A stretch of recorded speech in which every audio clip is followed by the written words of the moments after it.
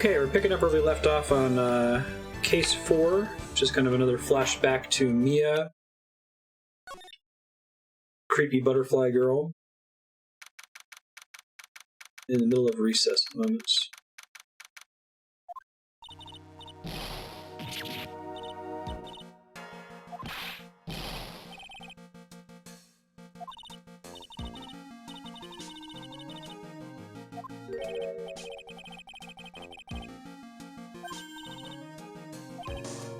Trying to prove that the girl who's called Melissa Foster in this case, it's not her real name, actually did the crime and not the client.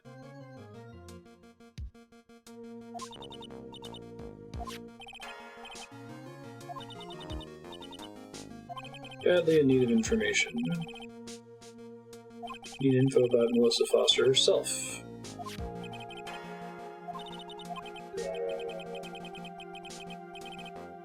Need more information on the incident that happened 5 years ago, because of course we didn't already question our client about that, but that's fine. This is why our client is in jail currently. Kidnapping murder case that Zebra Boy is on death row for.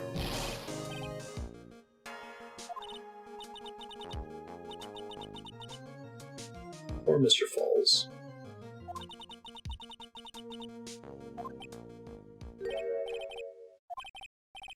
On that day, 5 years ago, Sephiroth and I were on our mission to Nibelheim.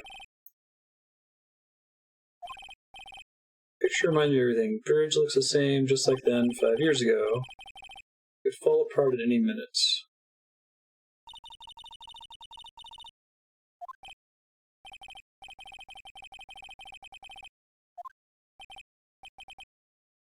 Oh, Godot, what a goof. He admits to kidnapping a girl. Kidnapped his girlfriend, Dahlia Hawthorne. I thought Dahlia Hawthorne was the name of the crazy girl. Like, that's her real name. Or at least that's the alias that we found she was using in the first case, Turnabout Memories. Her name also shows up in the court record, doesn't it? Victim's notes. Talk to Dahlia, tell her this time the whole truth must come out.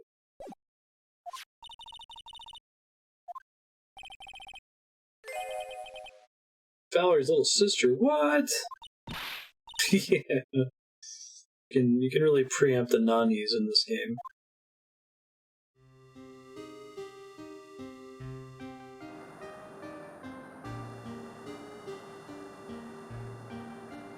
Hey JP, what's up?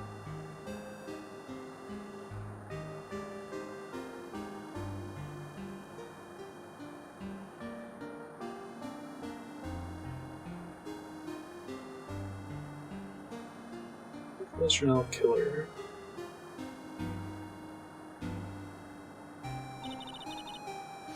Detective back then was Valerie Hawthorne.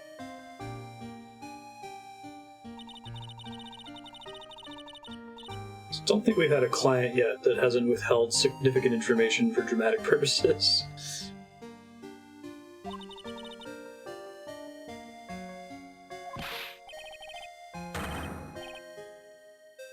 No, protect sister. Valerie, betray me. Betray us. Why is he suddenly talking like that? Maybe he has been the whole time and I didn't realize it.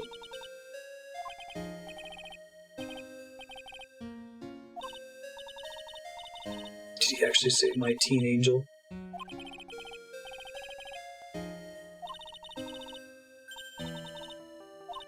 This is pretty familiar.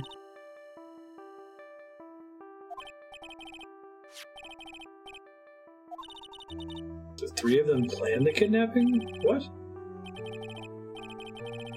Dahlia's family's rich. Jewelry business. We get one jewel, that's what we thought. Okay, so I think I'm supposed to be reading to him as like a simpleton.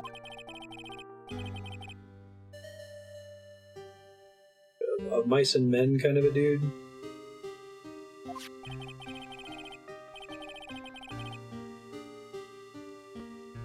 For a $2 million diamond and told him to make exchange on the Dusky Bridge. Oh wow, so it was an elaborate scam to steal money?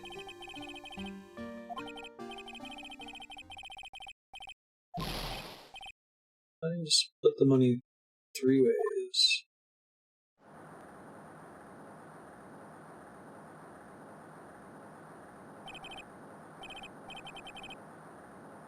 When Valerie did it for real, she shot me for real.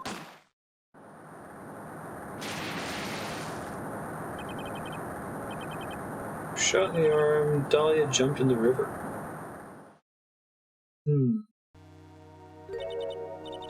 What's the plan here?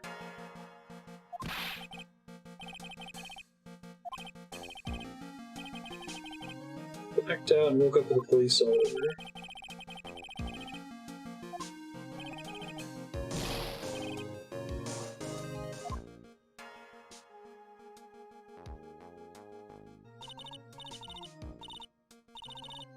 And Valerie testified against him. Huh. Like, the notion that the victim in the previous case was related to the detective and victim in the second case is only now coming up during recess.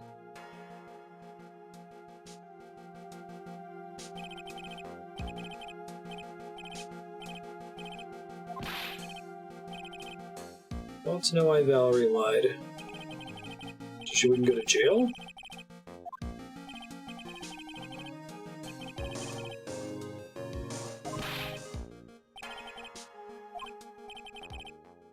He forgot what the policewoman looked like, so he told her to wear a scarf. That's consistent with the facts we already know.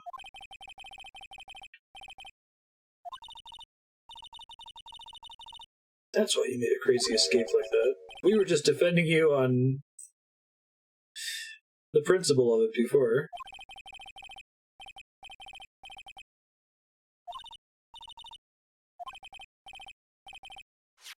Where's the ransom? The $2 million diamond.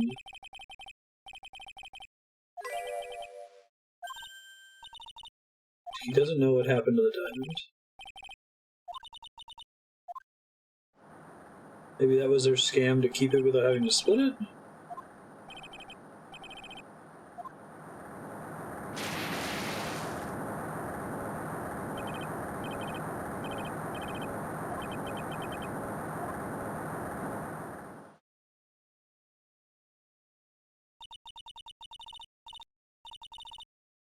Disappeared with Dahlia.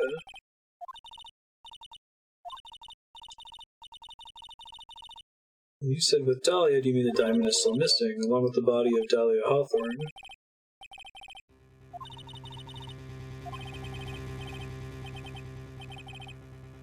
A teenager. Yeah, how old was she anyway? What? 14? That's not okay.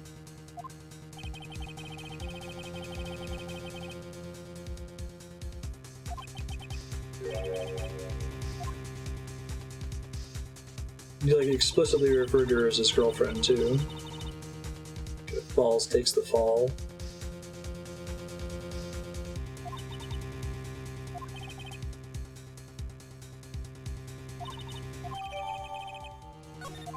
Diamond added to court record.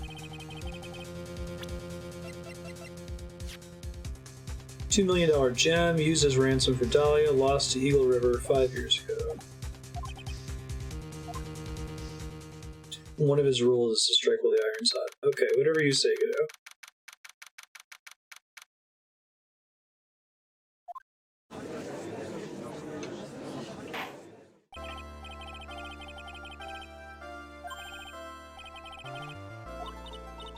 She passed out at the end of the last session. Everybody's trying to, like, praise her even though she's a scumbag.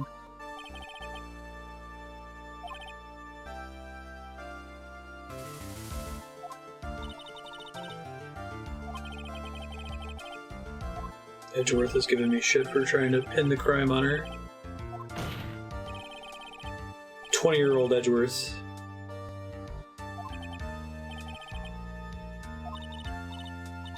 Her motive, huh?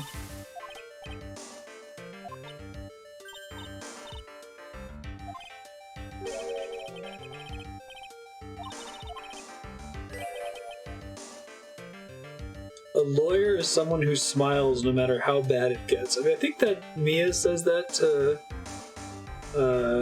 Phoenix. And I'm just, what? Is that what a lawyer? Is that the defining characteristic of a lawyer?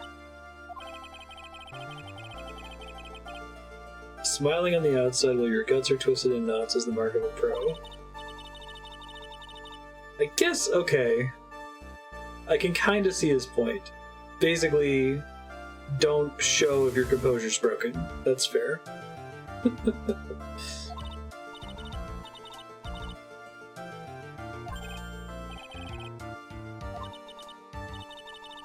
I think what he means to say is don't play your hand or don't show your hand. But describing it as a lawyer as a person who always smiles. Okay.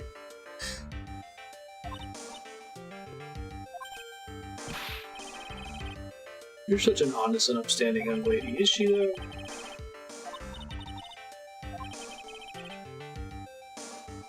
Yeah, lawyers have to have an excellent poker face.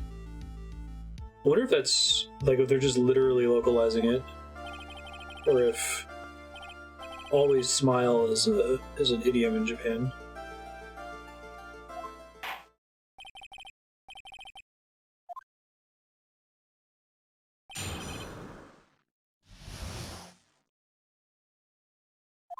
I was out of the country until year before last.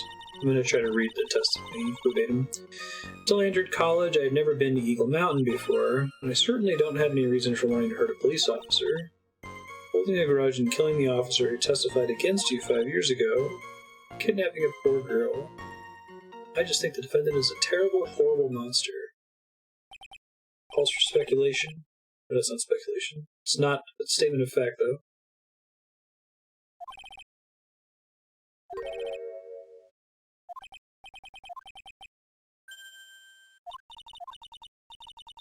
So I have to tie her up in this case.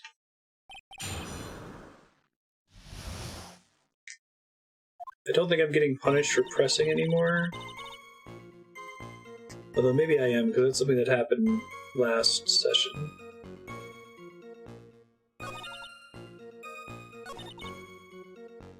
It's the health bars on the screen that makes me concerned.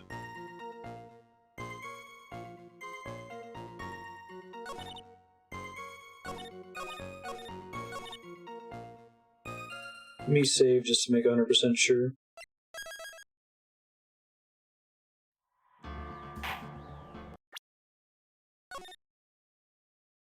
Oh, I should add that we're technically going to come in. The How Long to Beat's only 21 hours, and we're going to come really close to it this session. Don't think we're going to beat it though, because at least historically, Case 5 has always been like way longer than all the other cases. So, unless if something's changed about the formula, I must be going over just from slowing down to read things out loud or something. I don't know. You're pretty close to the How Long to Beat for Phoenix Wright 1 and 2, so beats me. Hold it! Country are we living in? We were all living abroad, but after my parents were killed, it was a brutal civil war. She had to try to make her way back home alone.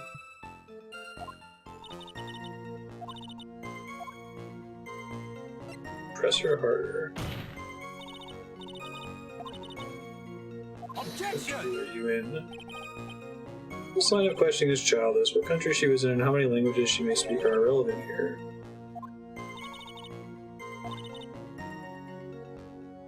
She lived abroad, which is why she could never have known Mr. Falls or Detective Hawthorne. See, I think that's bullshit, though.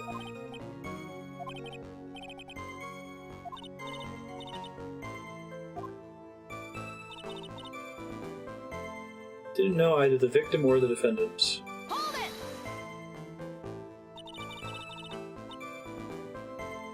You didn't know either person. Are you certain of that?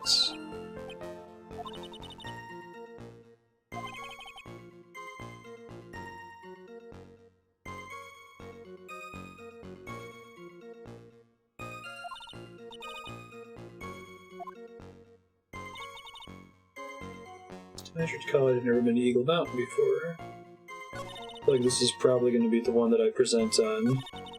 I'll keep going here.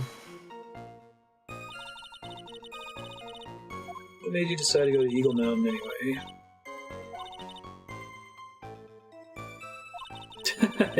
You don't look like a hiker, but you do look like a digger of sorts. Cute.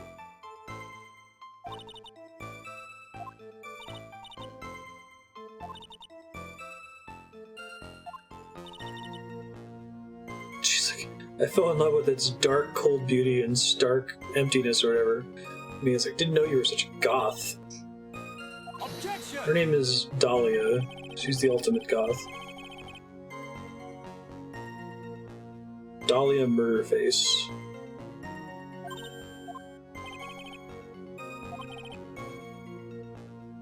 The witness doesn't need to respond to questions that are clearly malicious in intent.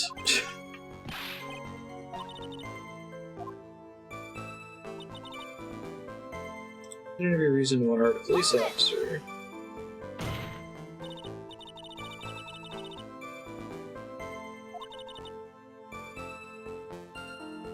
Only if you contradicted yourself here in court, you know things you shouldn't.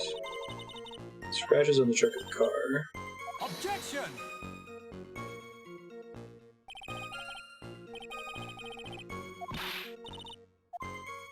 Edgeworth, it's like your last statement proves nothing. Why is that? Witness came to the police station once to identify the suspect. It's entirely possible that at the time an officer showed her this photo.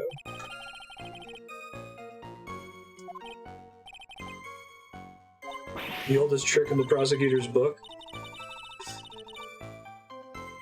I'd like to call the officer who showed her the photo to the stand.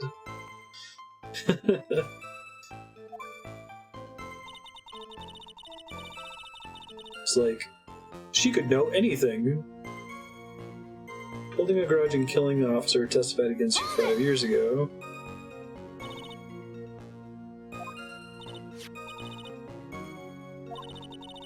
This woman's testimony was crucial in getting the defendant sentenced to death. Objection! My client has always maintained his innocence.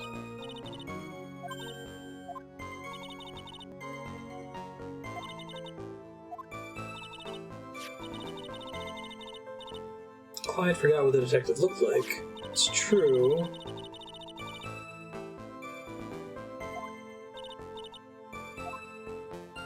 Press harder. You said you forgot what the detective looked like. What do you mean by that? Couldn't tell who she was without some kind of identification, right? Yeah, the scarf. If I'd been wearing a scarf that day, then he probably would have tried to kill me. He's clearly a bitter man.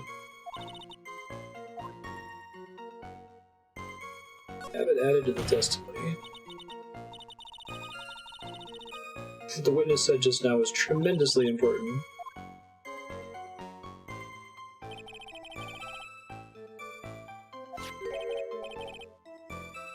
It's a killer and a mentally unbalanced one at that. Testimony only helps to further prove that point.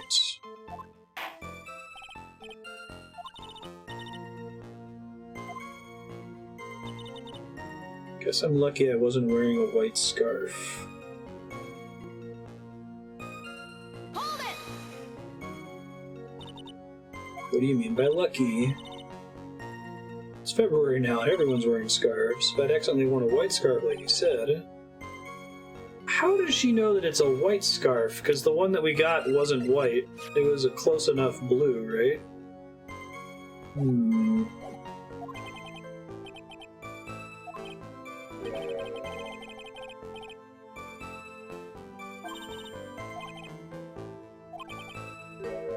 Justice is blind. She's not deaf. Let me try presenting the scarf here. Objection! Ha! Music cut out. Take a look at this photo you took. It's hard to see in the photo, but look at the scarf the victim wore as identification.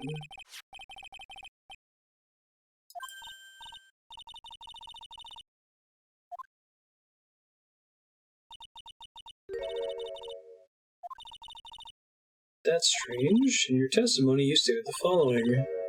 Lucky I wasn't wearing a white scarf. White? Come on, Judge, catch up.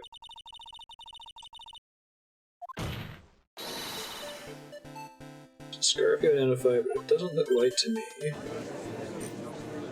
Objection!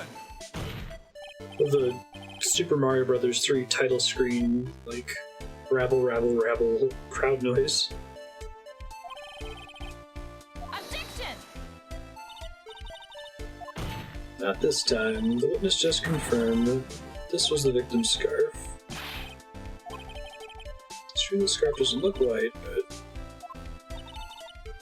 she thought the scarf was white because it's mentioned in the victim's note, right? Wear a white scarf for identification. Whenever I present something that fast, every now and then I'll do it and it'll just yell at me and say no. I'm like, what? Just get a little bit nervous.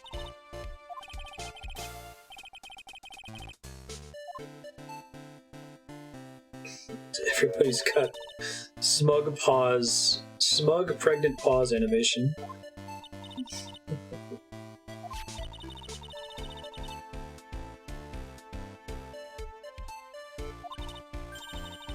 Wear a white scarf for identification.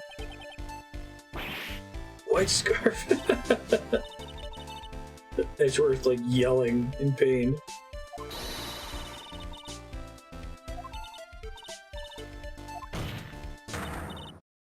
Oh, this faster?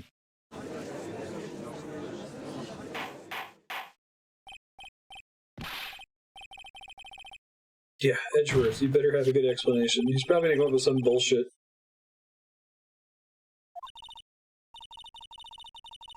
All you have to do, Edgeworth, is say, perhaps some police officer showed her the note.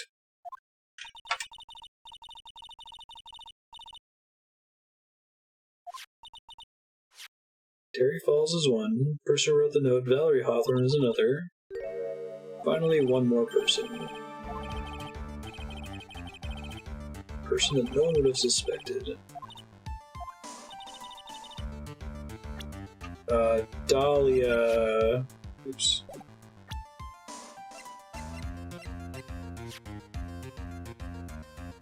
Take that! That person's name is... Dahlia Hawthorne. I've never heard that name before. It's a judge. Look at the evidence.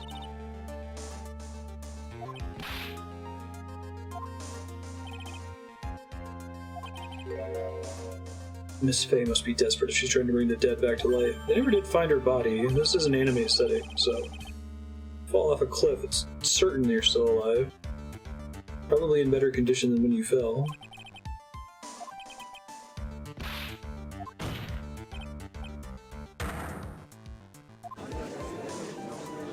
Objection! Maybe that information was suppressed as prejudicial in this case, or something. That it's such a shock now. First people thought she died 5 years ago when she fell off Dusty Bridge and was lost in the Eagle River. But her corpse is never found. She was declared legally dead 5 years ago. Objection!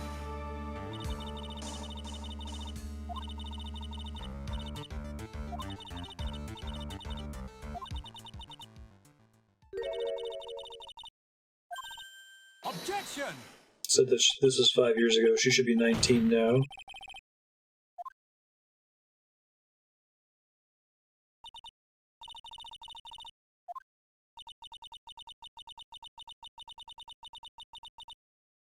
Witness before us is the girl that was kidnapped and killed 5 years ago.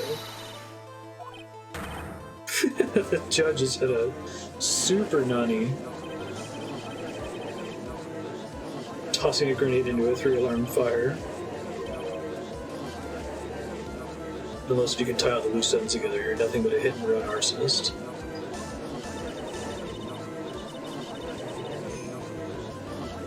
I wonder what made Armando's hair go white in 5 years, or however much time passes between this game, or this case, and the present.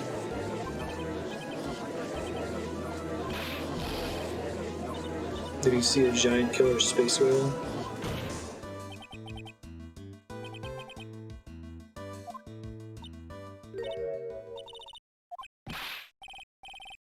Edgeworth, you don't have to say any more, witness. What? I never thought the defense would pursue the matter this far.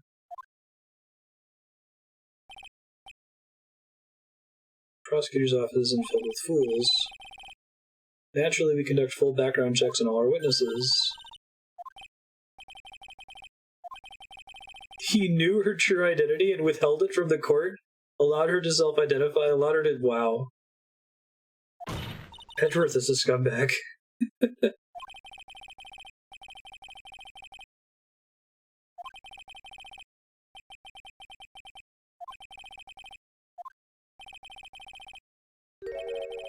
He even just said in front of the court that Dahlia Hawthorne was legally dead. I mean, I guess that's true. I wonder if you can comb through his statements and he always, like, just riding the line.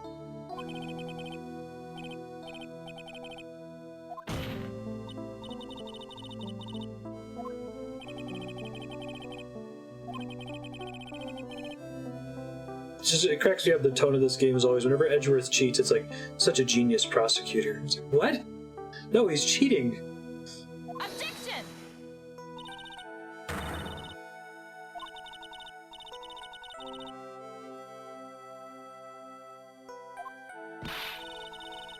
It just seems like it's the exact inverse of the US justice system where, like, the defense can kind of sort of cheat, or at least it's not incumbent on them to always tell the truth and focus completely on the truth. Right? They can try to make the case about something else in order to sway the jury. Whereas the prosecutor has to argue the facts and the facts only. Objection!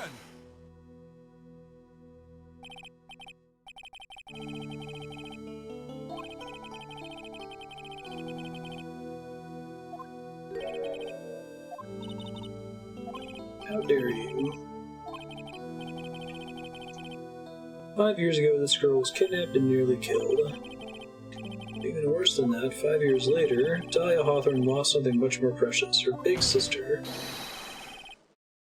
Miss Fay must be insane to even suggest she murdered her.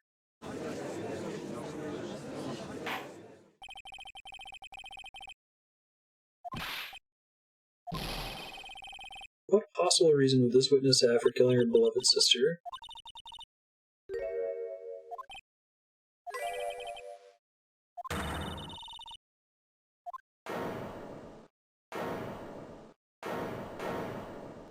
Someone said the defense is prepared to present evidence. Oh, it was Godot. Interesting. Objection! Heard enough empty threats from you, old man.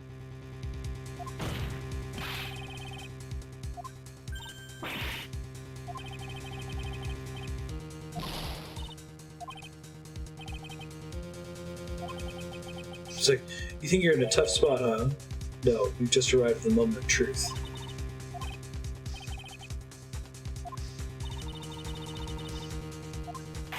And then Edgeworth is like the rashness of youth. Dude, you're like 20. You have no idea what you're talking about.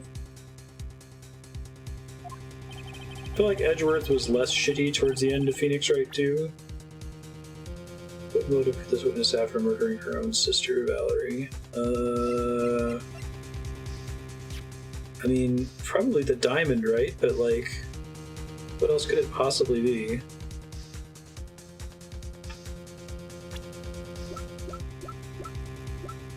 Police officer, key witness in the case. They take a lot of damage for getting this wrong, so it'll take a second.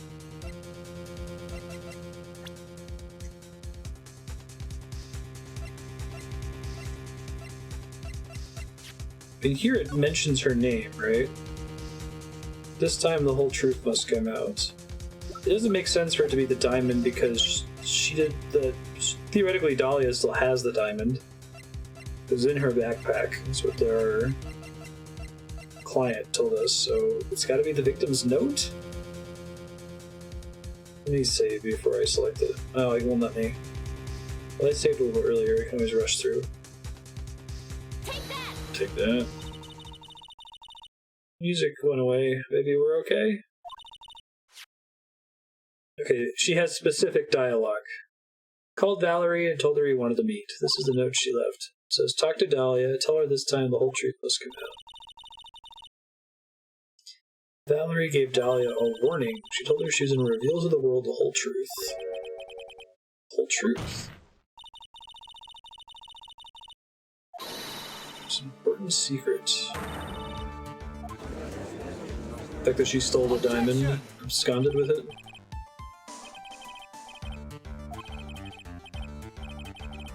It's comical.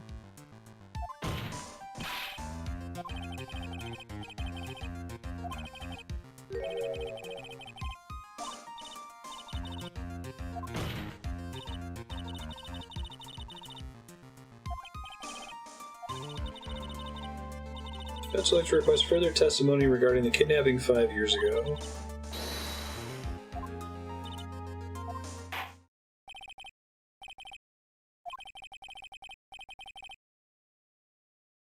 I know it'll be painful for you, but can you enlighten us once more, my little maple leaf?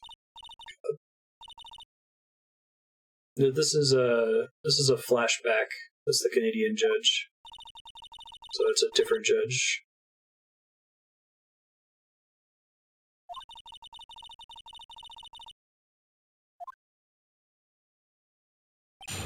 This case takes place long before Phoenix Wright won. I think it's the furthest we've ever flashback, right?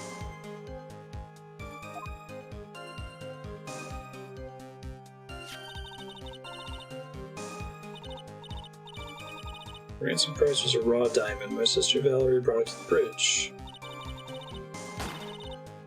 She made the exchange. She shot Mr. Falls in the arm.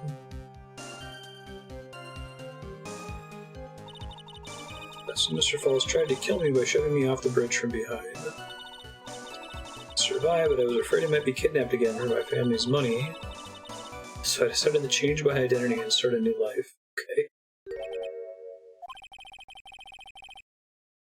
Kidnapping left her emotionally scarred.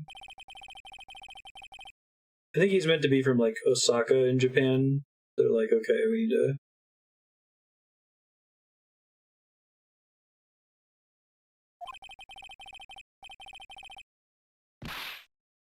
Preposterous that she murdered her sister. As you've heard, the witness is still traumatized from the kidnapping. I'll ask you again to be extremely gentle in your cross-examination. Okay. So I can't press...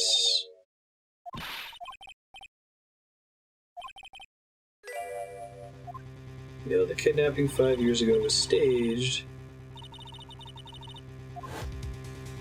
Guess I don't have any evidence of that. I need to get her to bust it out, right?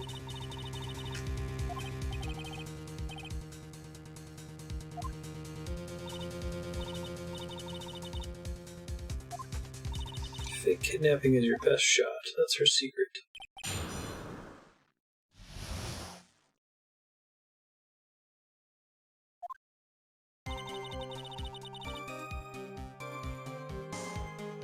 Okay, so I cannot press. It sounds like the judge just warned me. Ransom versus a raw diamond. Sister Valerie brought it to the bridge. After she made the exchange, she shot Mr. Falls in the arm. That's when Mr. Falls tried to kill me by shoving me off the bridge from behind. I survived, but I was afraid I might be kidnapped again for my family's money. So I decided to change my identity and start a new life. Okay, so what is something we can contradict? 5 years ago I was kidnapped. We can kind of contradict that because we know that it was a fake kidnapping. Ransom price was a raw diamond. Sister brought it to the bridge, that's true. After she made the exchange, she shot him in the arm, that's true. Mr. Falls tried to kill me by shoving me off the bridge from behind. Well, he said that she jumped. Do I have anything that can demonstrate that? It's Valerie's autopsy report, so that's not relevant.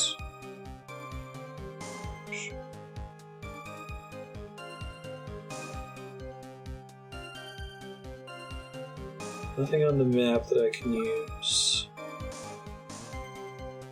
By the victim, that's Valerie. What's this photo? Bridge unchanged for 5 years.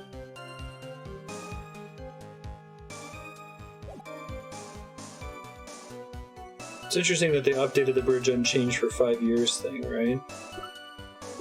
Something that Balls told us. Hold on. They're gonna go to the trouble of remarking that the bridge is the same. The important aspect is that it's broken. Okay, so I have a guess here, but I don't know if this is the right idea. If they're really pushing the whole bridge hasn't changed thing, then are we implying that she got pushed into the gap in the bridge? Because if she got pushed into the gap, then she's not hitting the river.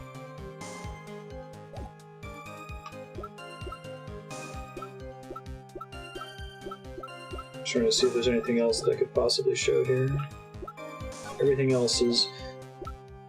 Honestly, this is the only piece of evidence that is applicable to both timelines. The autopsy report's not, the scarf's not, witness's photo's not, other than it mentions the bridge unchanged for 5 years.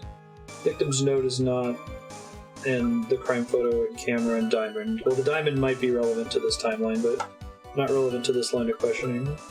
So I'm gonna try the map and see what happens. Objection! You say Mr. Balls push you. Hey, that's custom dialogue. That's hard to believe. Felt a push on my back. I'm certain of it. It was Mr. Falls. Smug, pregnant pause. Wasn't clear enough. I should have said that's hard to believe. I should have said that's impossible. Impossible?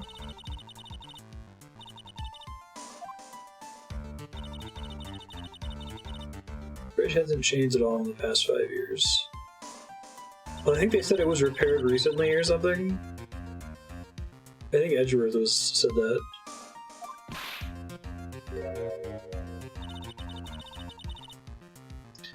I think there's some jank. They keep saying push me from behind. I tried using the from behind logic in an earlier line of questioning I presented, and I think that's why I have damage on my bar right now.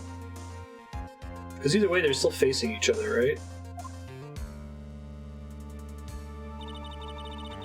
It would smash by the bedrock below instead of being carried away by the river. Gotcha. Yeah, it must be a mislocalization of push me backwards. I guess both of those instances would have been way easier if it said push me backwards instead of push me from behind. I only got that one because it was the only piece of evidence that was applicable. Possibly applicable. So that occurred 5 years ago. For all we know, the water level in the river may have been higher back then. Shut out the front door, Edgeworth. Small change in the water level wouldn't have made a difference. It's a 40-foot drop. That's fair. Events occurred just as the witness testified. The defendant couldn't have been pushed into the river. Young lady, what is the meaning of this? Objection! We know she gets off because of the later case, the temporarily later case that we already did. It's true the witness testified the defendant pushed her into the river. She never stated she fell from the back end of the bridge. Being shot in the arm was plausible. Mr. Falls panicked. But it ultimately pushed her off the side of the bridge. Yeah, they really should have said pushed backwards to make that objection line clearer. Because you could have assumed that she was going to fall off the side either way. That's fine.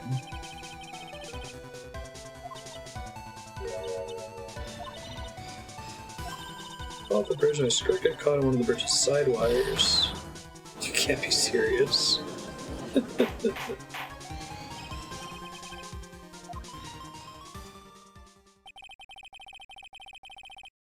This phase assault has finally reached its conclusion.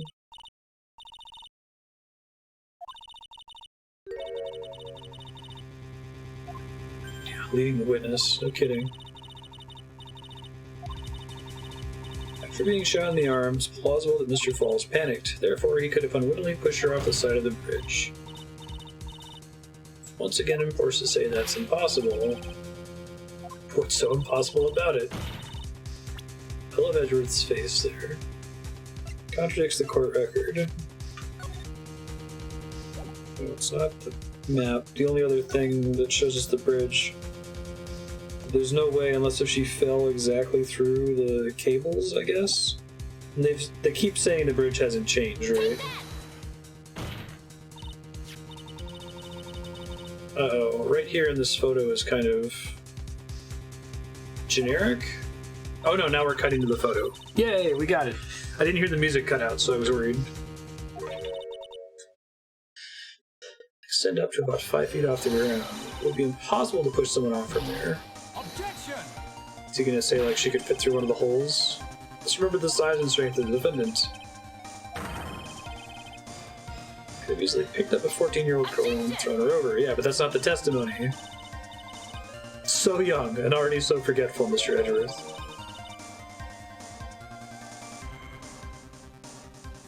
Yes, the truth is a physical force. You can take damage from it. It's great.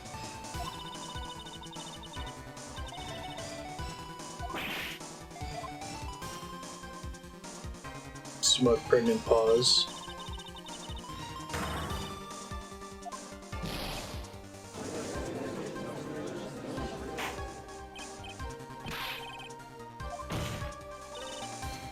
Dahlia Hawthorne, you jumped into the Eagle River intentionally. I love that there's no consequences for her defrauding the court either. Like, her and Edgeworth conspiring to defraud the court.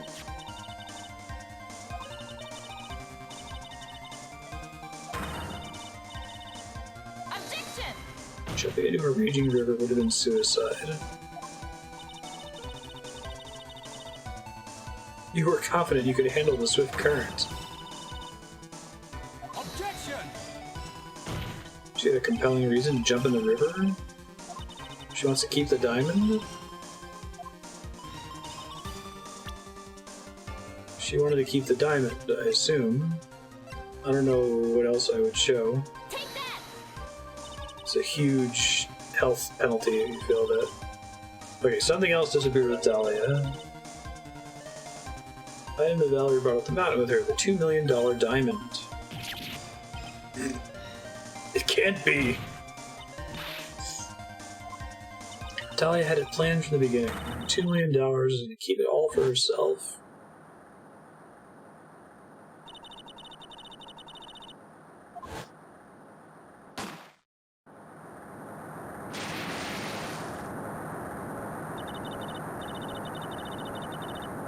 Last minute, she betrayed him and threw herself into the river. Ransom tucked away safely in her backpack.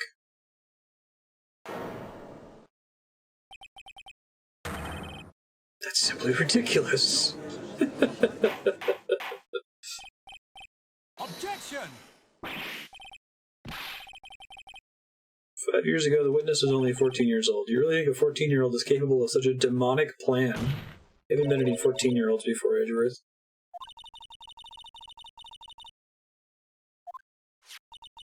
Her sister, Valerie Hawthorne. Victim was involved in the kidnapping plot. Yes, Judge. Come on. Catch up.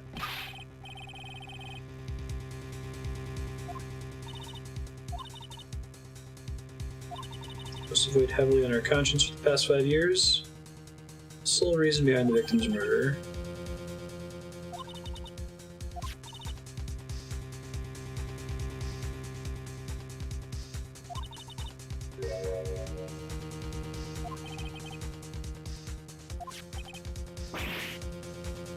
The whole truth as she wrote in her note. Thanks, Edgeworth. That's when you hatch your demonic plan to kill 2 birds with 1 stone. A plan that would ensure neither of your accomplices to the kidnapping would talk. Surprised this didn't come up in the first trial for Terry. Like, we were all in on it together and then something went wrong.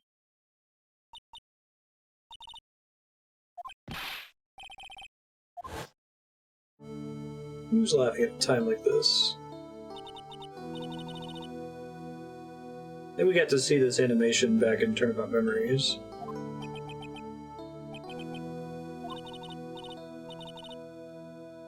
Yeah, I think she's doing the Go-Go Hibari from Kill Bill thing where she goes from doing like a schoolgirl voice to like this really serious, deep voice. I hear it a lot in anime.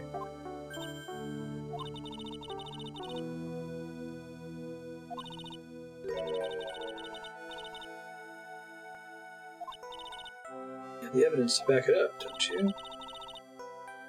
Evidence that I planned the kidnapping. I mean, we can call him to the stand. Basically, never have our clients testify. What happened to the $2 million diamond? You tell me, Dahlia.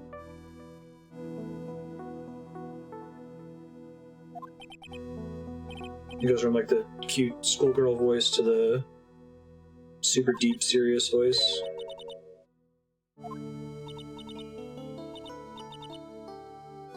In the all caps. Are you stupid or something? Damn. I prove a fake kidnapping that happened 5 years ago. Seems to come to the end. The witness's behavior does raise certain suspicions, but the fact that she's lied like 5 times on the stand now, I am forced to reject the assertions made by the defense.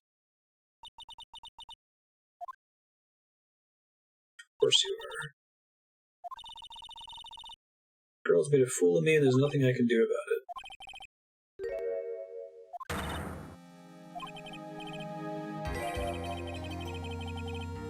Haven't you figured out you can make your own rules? I mean, apparently.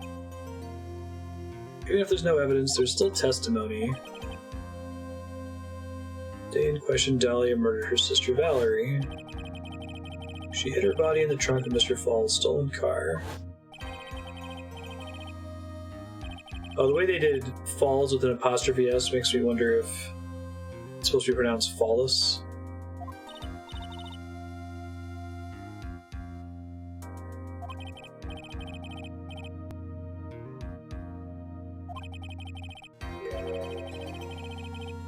There's one person left who can testify about Valerie's murder. It's, Terry, right? Take that!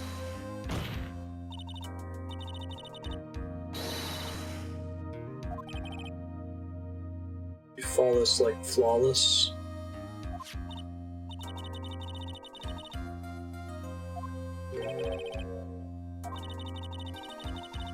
There's only one person that can shed any further light on the situation.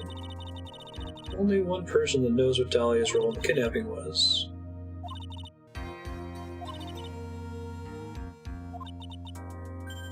That person's name is Terry Flawless, who hasn't testified yet, despite having all this important information.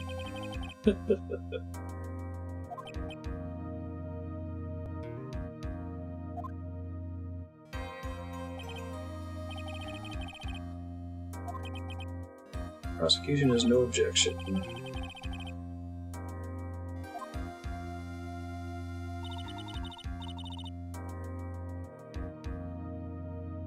Yeah, they made a Falls joke earlier.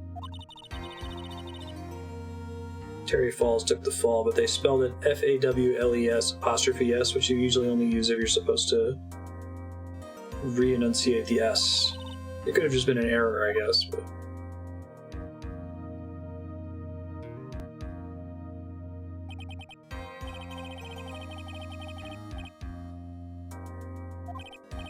Everything's been set up to this point, yes?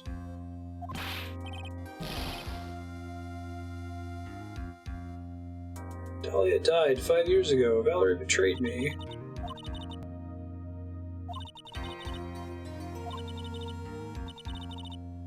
You were used for $2 million.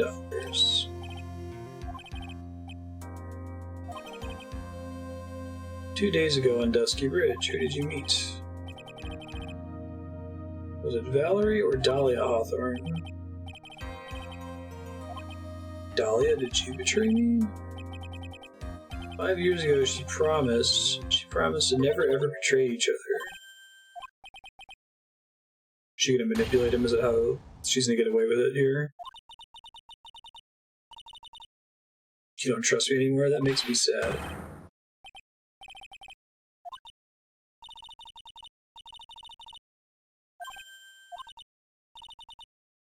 one thing I will say. My life is in your hands right now. Yep. Boo.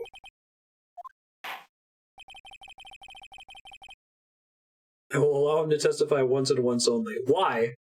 You let people adjust their testimony like 7 times.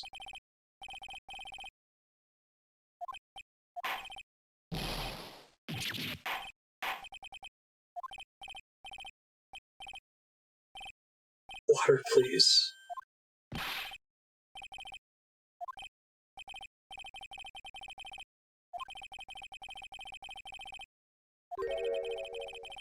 It'll have to be my coffee instead. It'll match how he's feeling right now. Darker and bitterer than hell itself. Okay.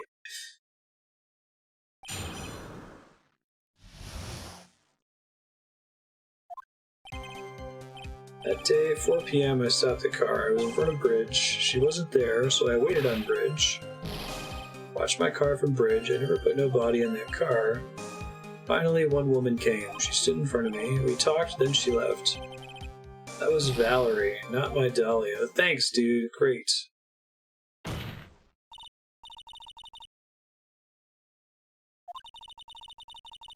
Objection! That's enough, Miss Fay. His last statement was a fitting way to end the final testimony of the trial.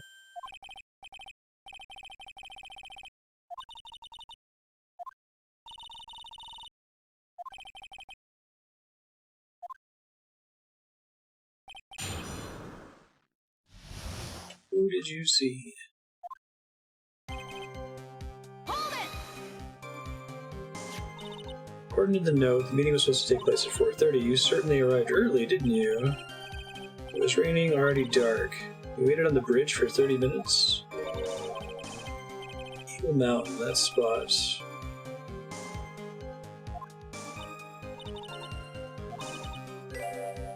It's hiding something here. She wasn't there, so I waited on the bridge. Quite early, so you waited, right?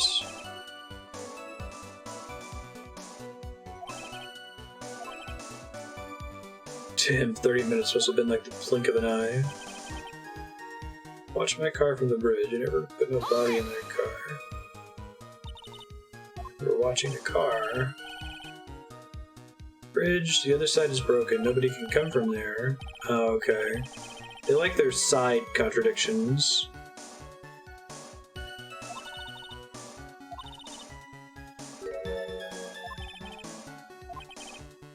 No one lives on the other side of the broken bridge.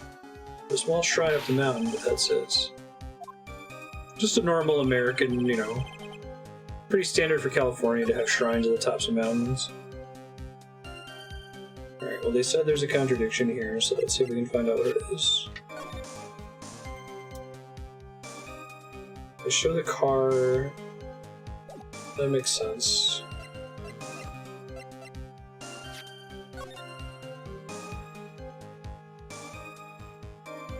So, I only suspect this is a side puzzle because they went to the trouble of, like, going on about which side they were on. I guess you could argue that if he got there first, why would he be closer to the car? Like, if he got there first, she would have had to have walked past him across this, like, rickety bridge. How much damage am I taking for this one? It doesn't highlight it right now. I'm at close to full health. I'll just risk it, see what happens. Objection! Guilty party.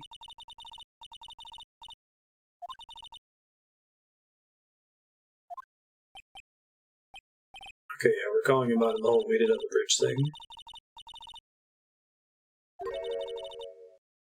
I'm sure you're lying. It's always a good look for your client to lie on the stand. But we never called him, apparently.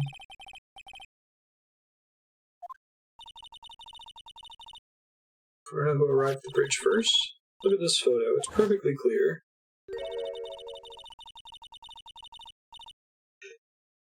Obviously, the person that came first will be the one at the end of the bridge.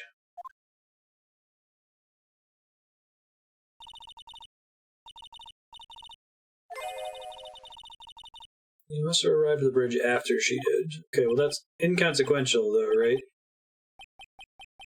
And the judge has already said he can't provide testimony more than once, so now my client is just guilty of perjury too. You just want the truth. We got there around 4 o'clock, it's true.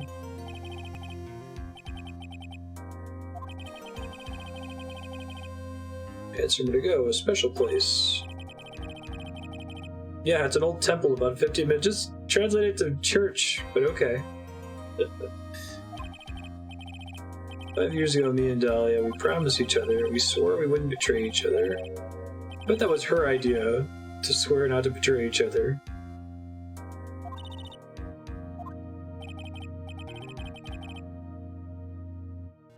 It's also possible, Six Gun. Given that they just talked about a shrine at the top of the mountain.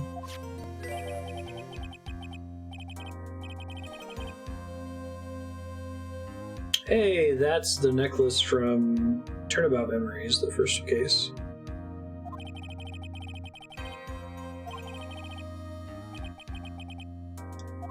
It's charming, but it looks empty.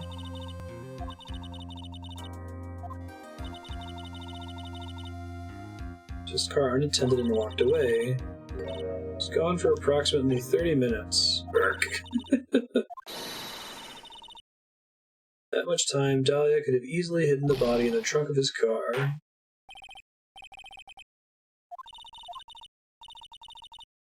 There's no mistaking it. Just throw up? Oh, she poisoned him. Damn.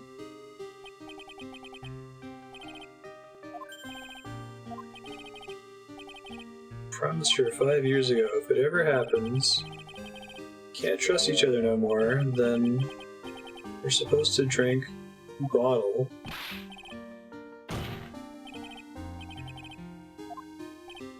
We're not gonna bust her for this? It makes so much sense for this to happen after, for the time to jump the way it did, right? Because the earlier case, the Turnabout Memories would have been silly if we had already done this one.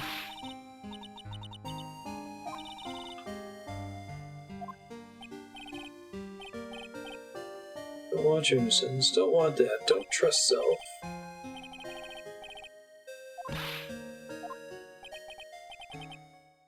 Mr. Armando, thanks for the coffee. Oh, that's why I wanted the water to pour the poison into it.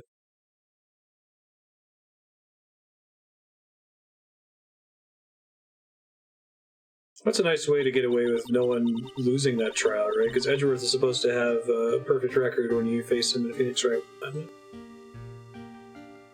And Mia was supposed to have lost this one, or at least Dahlia was supposed to get away. No winners, only losers. I ended up with a wound that cut so deep into my soul I thought it'd never heal. Sure, it was the same with the young prosecutor as well. The judge was fine with it, no. True criminal, Dahlia Hawthorne, left the courtroom with a secret smile on her demonically sweet face.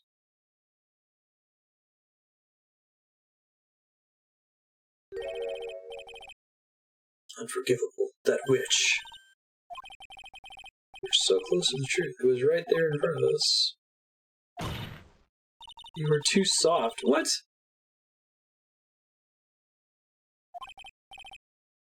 Edgeworth is just a dick the whole time.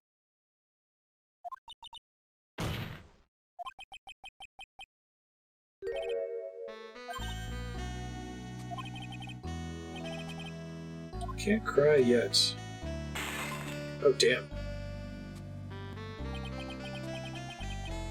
The only time a lawyer can cry is when it's all over.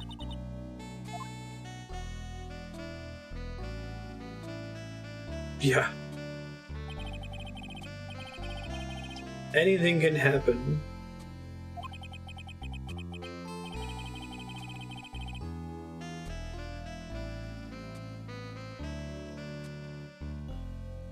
We've already had someone pull a gun in the court. Well, has that happened in Phoenix Wright? Or am I thinking of something else?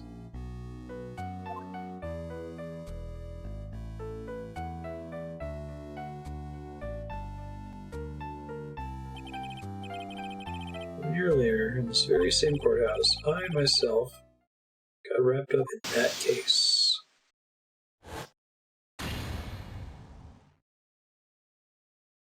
That was the one where young Phoenix was the defendant, which is a really cool case.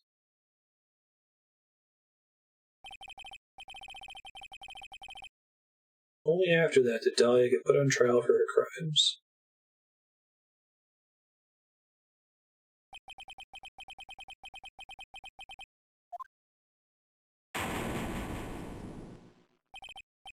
Guilty, of course. Naturally, when the verdict was read, she had a perfect, angelic smile on her face.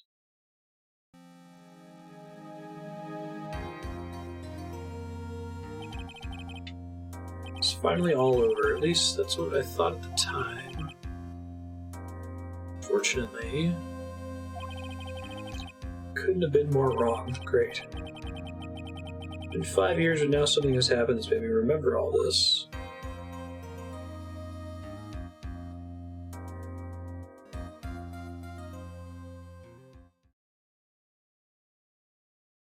I did like that as a quick little case 4 there. Bridge to the turnabout. Yes, please. Save.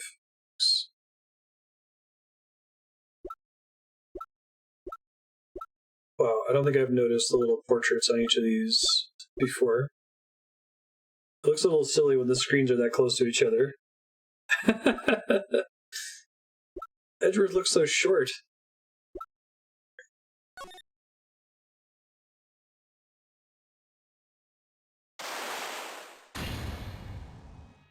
Hey, it's the Seven-Leaf Blade statue from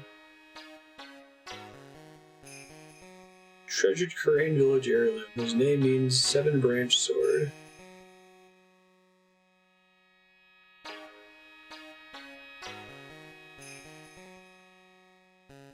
It is said that this sacred sword represents life itself. Is that one of the symbols of the Japanese imperial family? Oh, there's the chrysanthemum and a couple other wings, right? Branches may appear to be limitless, choice is infinite. Just your average Californian artifact. Like our destinies, the sword comes about one end, one merciless point, deep.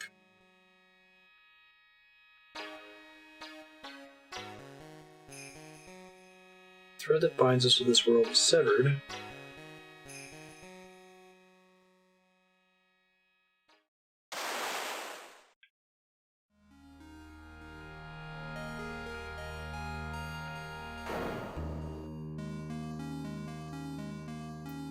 Illusion is revealed. The implacability of fate is finally laid bare.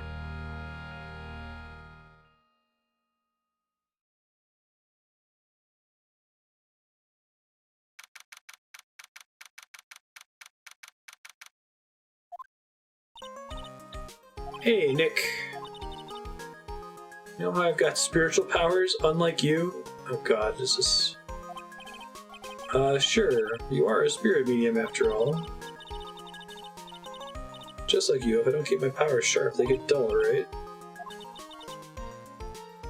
This game's actually been really good so far about keeping the supernatural stuff on the DL.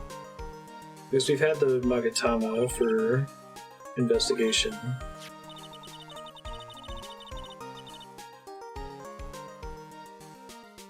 We want a special spiritual hotspot tour.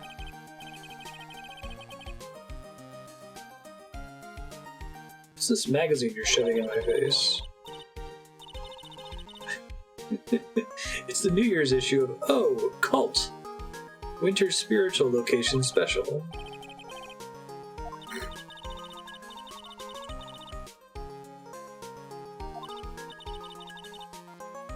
Sounds too good to be true.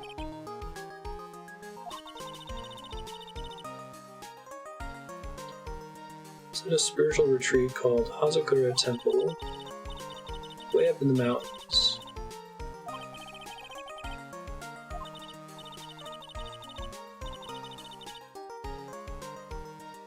It's a famous channeling dojo.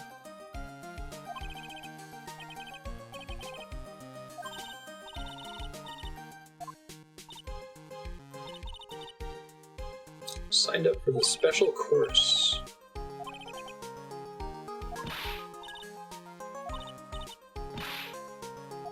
Start packing your stuff. What? Why do I have to go? That's a good question. Be accompanied by someone over 20 years old. The only thing I can channel is a TV. Is there a heated pool at this temple? No, but you could stand under a freezing waterfall.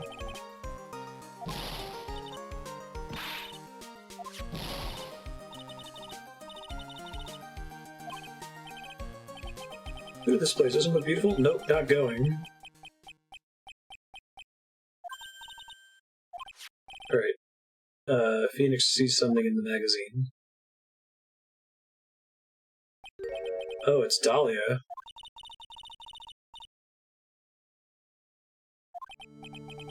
Yeah, I started the Phoenix Wright trilogy back in like 2015, so I've had it all on the same machine. I thought about getting the PC port because I think it came out right around the time we started this game several months ago. What's changed in the PC port? Just the graphics?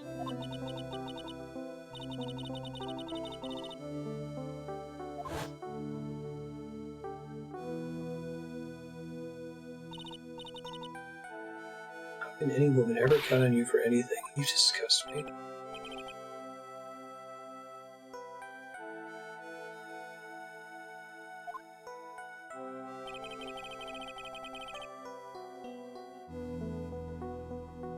Oh, there's missing frames on their animations? Interesting. So that was in the GBA version, but not in the 3DS release. She should still be in prison.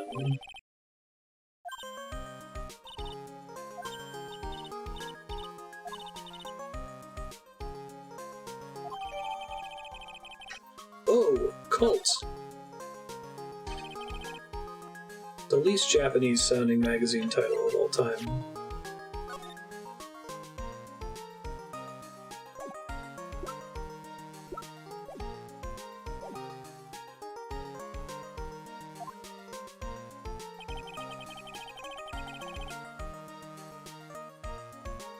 Yeah, I haven't.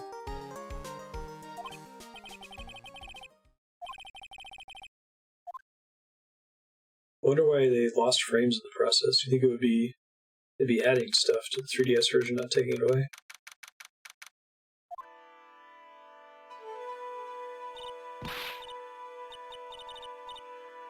I kind of like the GBA style sprites though. High quality sprite art is cool to me.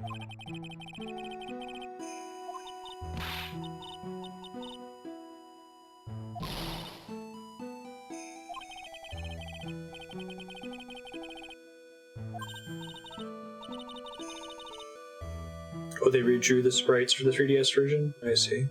To get the stereoscopic effect to work, which I guess you guys can't see.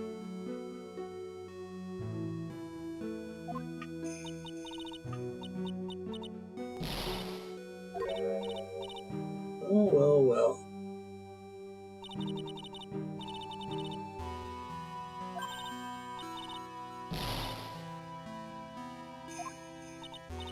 Like, we're just like, this is a Japanese temple. We're gonna put kanji on the thing. It's fine. It's a Japanese temple that happens to be in California. They exist. You can, like, kind of hear the localization team, like, their seams popping. How can we explain that this is actually an American thing?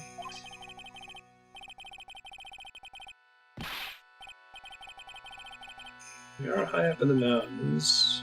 You shouldn't speak here. Please follow me inside. I'm the head nun here. My name is Bikini. Okay.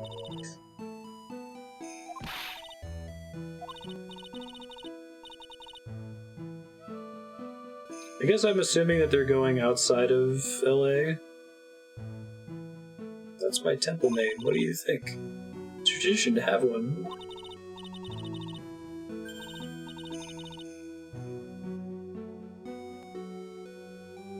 Why not choose a bikini? Makes me seem younger.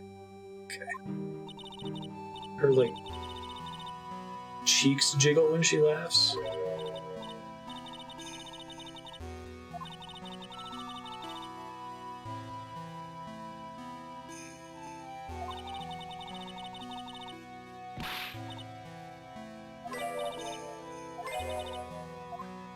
Wahaha.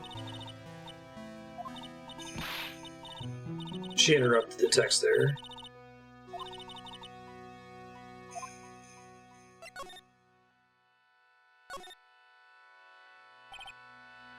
What's a channeling dojo? Don't even know that. Forgive him, sister, for he knows not what he says. Jesus. Channeling dojo is a spiritual power training ground. We have special holy items prepared here to help people boost their spiritual power. Holy items? Metal Gear?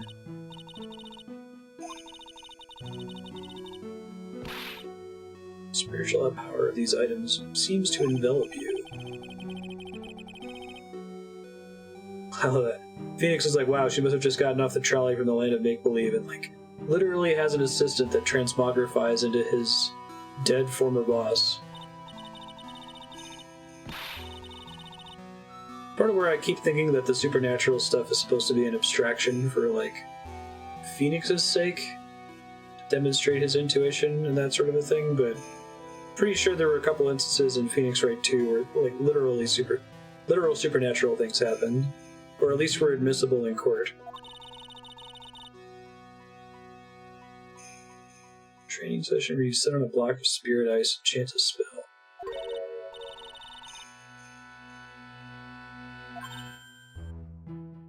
All while being showered in freezing cold spirit water.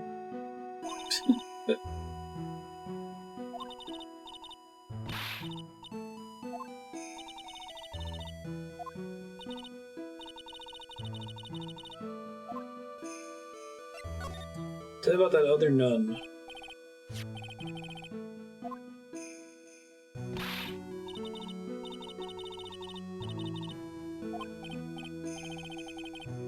She's like, I look rather divine here, don't I? Yep, unforgettable in every way.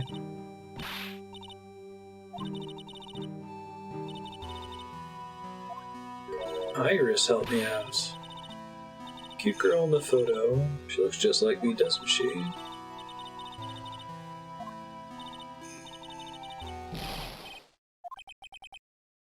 This Iris, where is she right now? Is Iris the name of a flower, by any chance?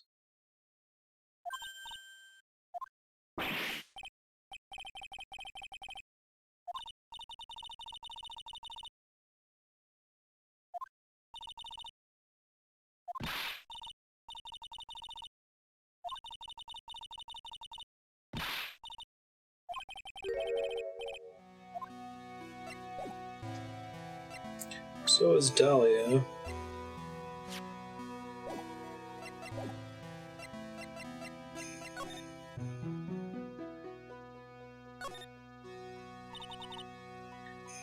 What do you think, Nick? Pretty awesome gate, huh?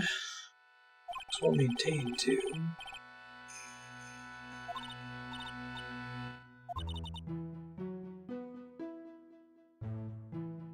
Used to be richer back when people hired us to perform channelings.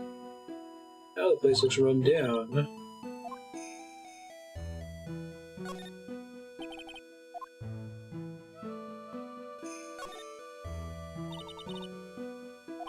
Alright, that's what we just saw.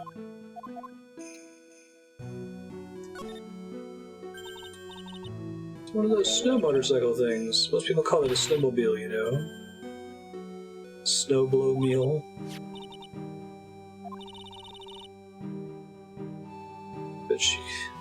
Wright's like the win in this mobile.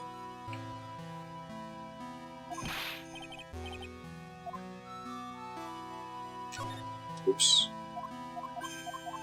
Oh wait, there's actually different dialogue? Okay, my bad. We're selecting the inside of the gate. Looks like the main hall tonight where we'll be staying. It's like one of those ice hotels. They have a heater in there, don't they? I don't want to die.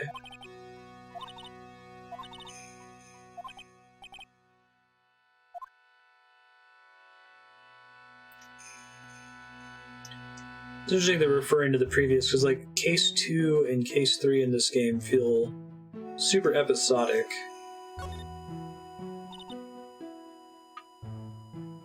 Quick little day in the life Phoenix Wright adventures. So you put your hometown to shame. Oh, same thing as what I was trying to get. I thought there might be a different inspect text for the bell. Alright, let's go.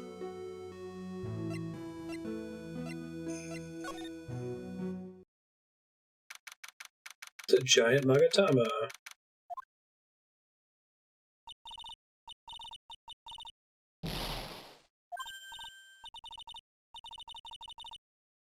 Smells like meat and gravy.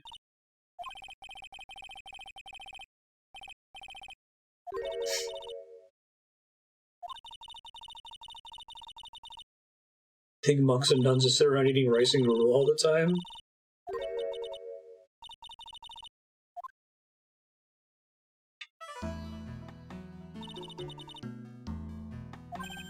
Okay, so there's someone else here who's not Dahlia. This lady makes Maya look like a 6.8 out of 10 on the weirdness scale. It's specific.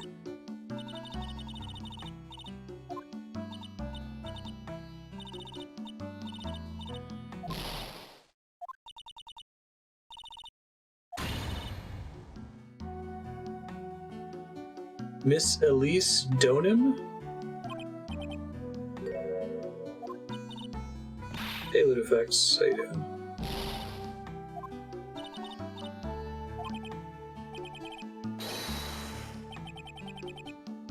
Fortune teller.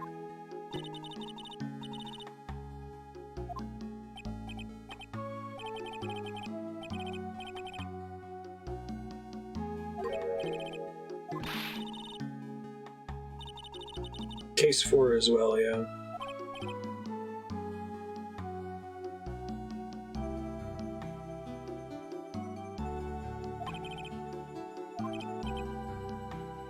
Author, illustrator of picture books. Picture books, huh?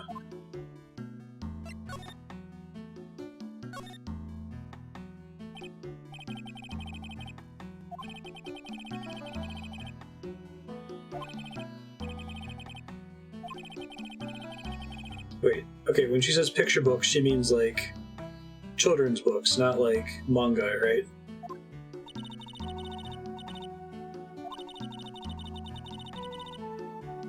Your books always make me feel as if my heart has been purified.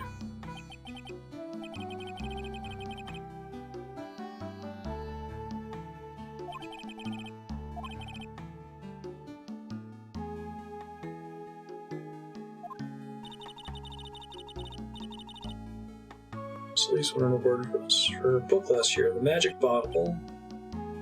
A friend of mine secretly submitted a story I'd written to the publisher. I liked it so much they asked if it was alright to make it into a book.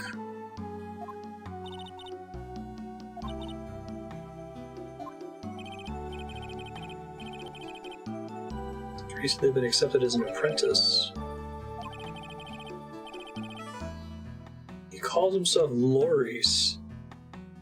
Loris Dunn. I think that's how you're pronouncing that last name? Stop doing landscape sketches.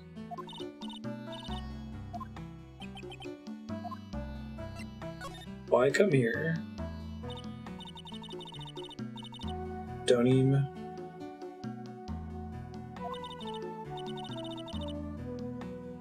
It's not like Dunham.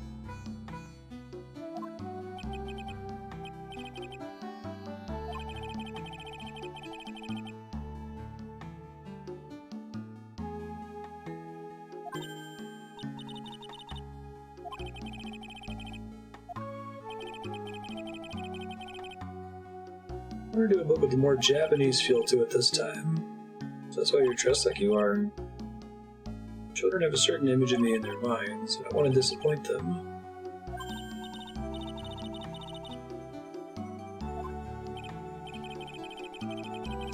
Wow, so at least you're dressed up like a mountain nun.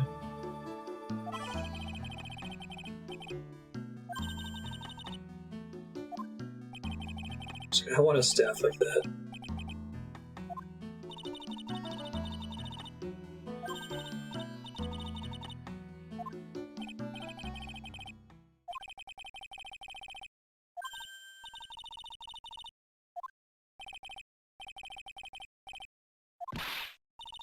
She's asking if Pearl wants to help with cooking.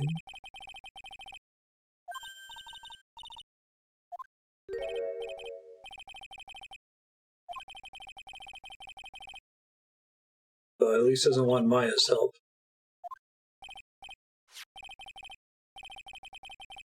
Take this, I think it'll be of help to you.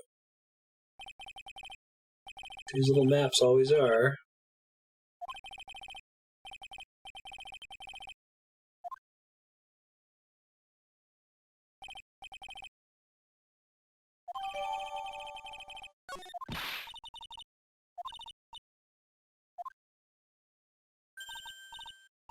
Alright, so Pearl left with Elise. Let's see what I can examine here. Straw zabuton cushions arranged around a hibachi brazier. I haven't seen a layout like this since I saw this really old Japanese movie on TV. There it is. If it wasn't for the hibachi, they'd freeze to death. Altar, it looks a bit old, but someone does a good job taking care of it.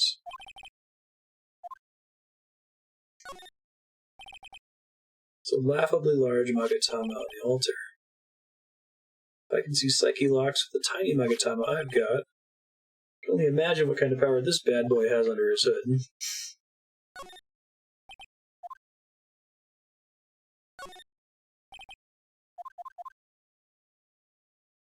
Have really good neck muscles, right? For any of these sliding doors are instructions for spirit channeling.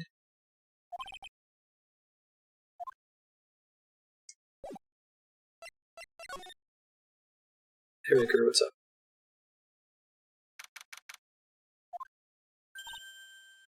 Where'd Sister Bikini go?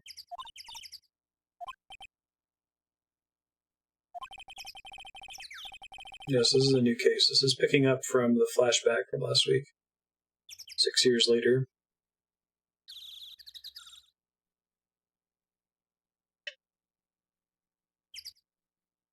The timeline of the cases so far is 2, 3, 4, 1, 5. We're on 5 chronologically. Cases 1 and 2 both took place way before Phoenix Wright 1.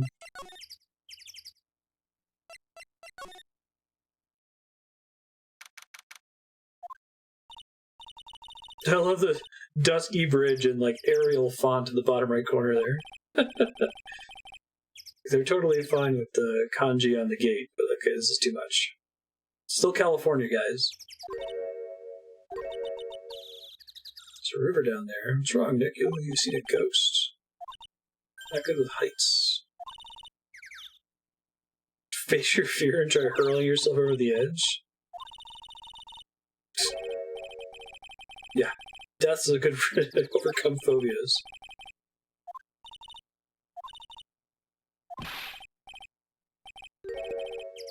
Dusky Bridge.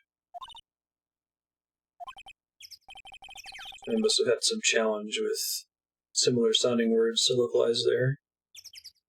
Dusty and dusky are basically the same? Yes.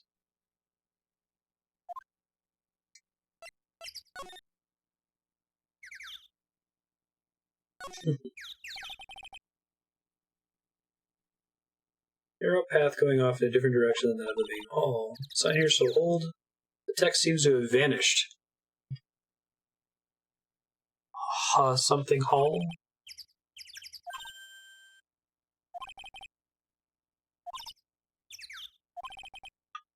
Graffiti's a crime, Maya. public phone here. Who would ever use it?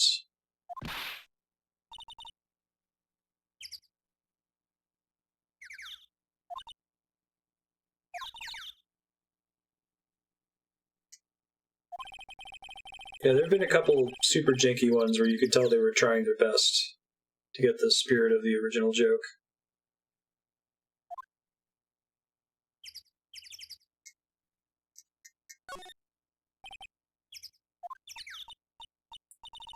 Dusty Bridge. It says Dusky Bridge. Sign is obviously wrong, and I'm going to fix it.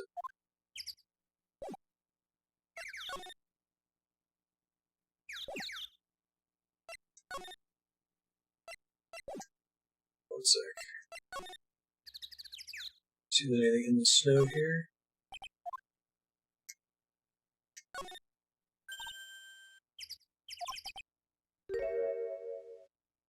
Bunny hopping across the bridge would destroy it.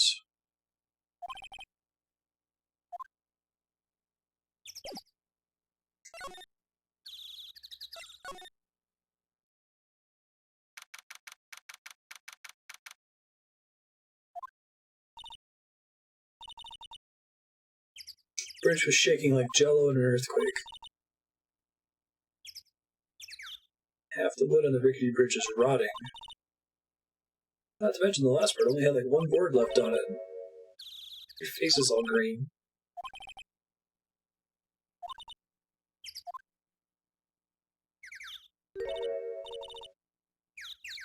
Temple's in bad shape. Looks like it could collapse at any time.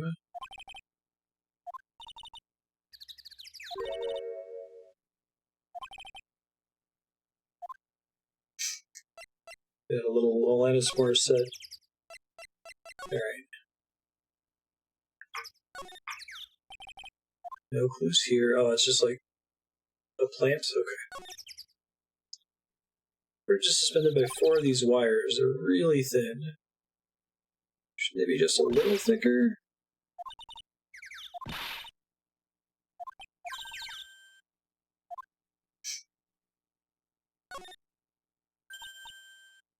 These neat Buddha statues.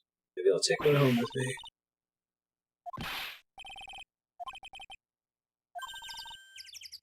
So what are you going to do with one of those? Put it in the office, of course.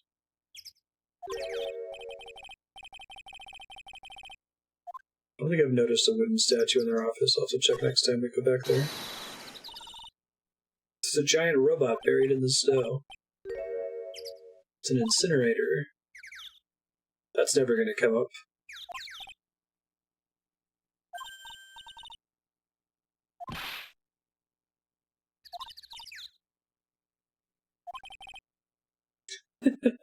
Just funny. I thought it'd be really funny if you had to beat the robot to advance. A fight between a lawyer and an overgrown furnace? Who'd ever pay to see that? I feel like something like that has to have happened in Marvel vs. Capcom by now, right? Something written on it. Probably says Inner Temple. What's the point of a sign if you can't read it?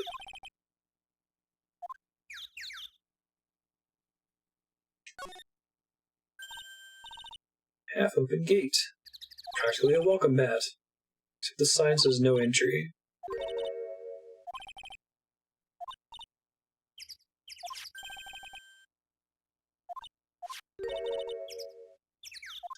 Don't blame it on me when Sister Bikini puts a curse on you.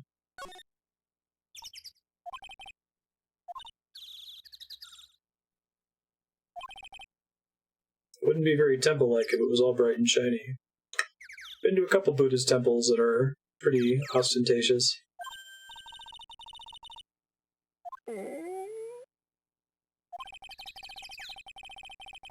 Oh, that's her stomach. What the fuck was that?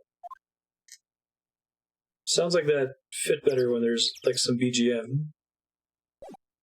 Alright, can I move further inside? Training hall. Oh, this looks normal.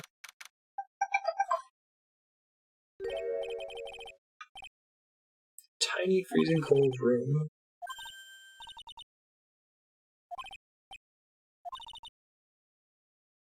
Pearl's just a kid. She couldn't handle this kind of intense training. Okay.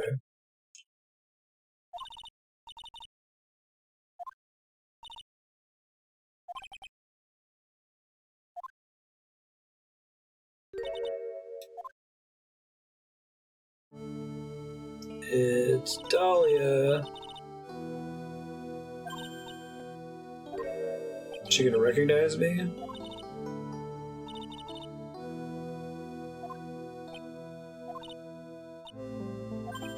And the kid from the trial tried to frame me.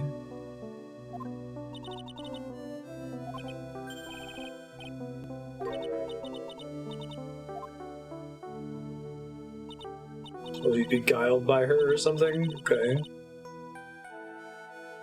Did she ever happen to be executed for murder? I thought she was just supposed to be in jail, but I guess I didn't follow what the sentence was supposed to be. This is 5 years after the case where she got busted, and the defendant from case 4 was still alive 5 years on death row. I think she still would be in jail.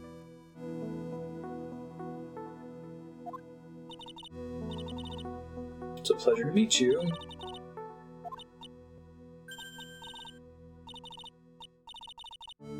Chores to attend to. Okay.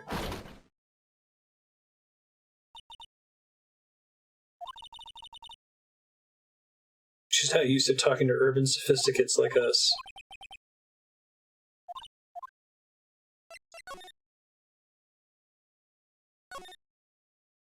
Phoenix definitely recognizes her.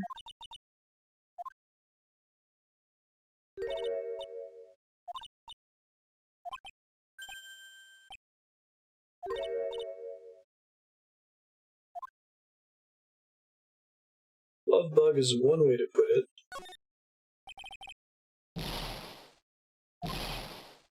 What? What's wrong? She just screamed at the scroll. The scroll? It's my mother. What?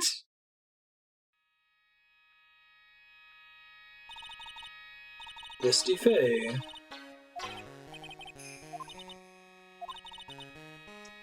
Press the top of the scroll. It's the special mark of the master of our tradition. So that's what the mark means. Okay.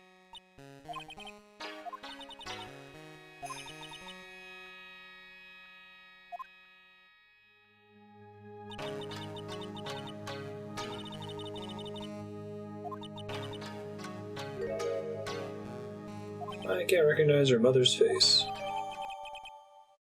We last saw her when she was like 4, though, if I followed all that right. Because she's 19. Everyone in this universe is super young for some reason.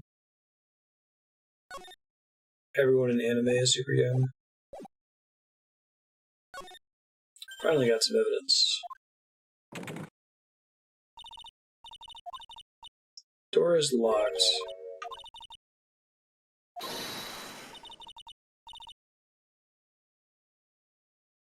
I keep saying Zvari after case 2, which is interesting. She thinks that Iris is on my mind. Iris and Nick sit in a tree. Got the wrong idea, Maya. She's an evil murderer.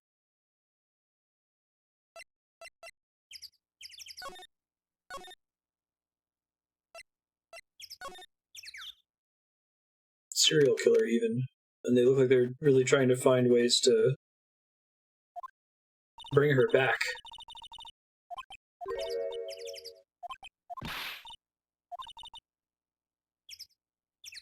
Ever since we met Iris in the training hall, you've been really quiet. You think Maya would know a little bit about it, since it was such a pivotal case for her sister.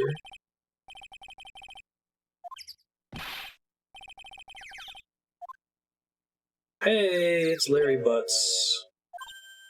What's he wearing? Oh, they still gave him the triple question mark.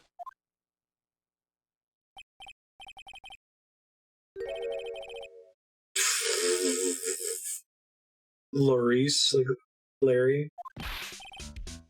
Deneen. Larry, your clothes may change, but you're still the butts. I'm Maurice. Sure to do a sketch of Dusty Bridge.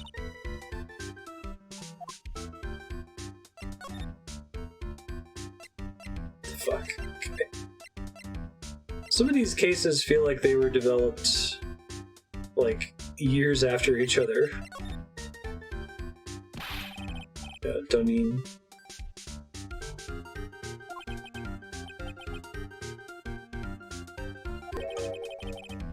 Would have spelled it NYM for that effect, but that's what I thought they were going for with Elise earlier. So I thought it was Donin. Mass-to-mass case. After that, I started to realize I didn't like the guy known as Larry Butts. That's when I came across it, the Book of Destiny. The Magic Bottle by Miss Elise Donin.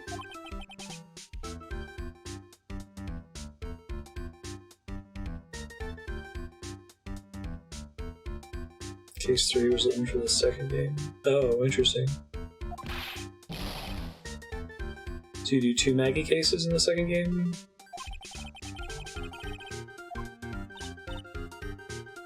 Larry would make a great book salesman. I'll learn a copy now, too.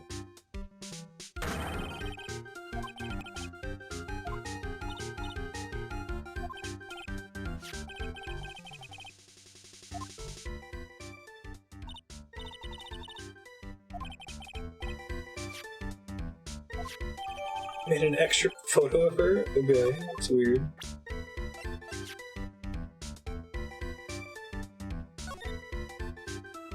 Does he show up in the profile list as Laurice? Okay, better known as Larry Butts.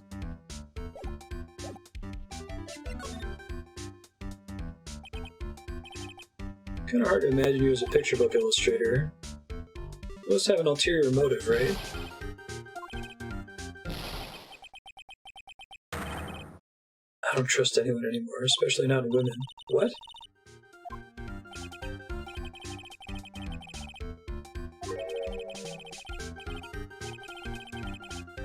Art isn't only about technical skill, it's also about having a pure heart and technical skill. Can you draw well enough to make a whole book?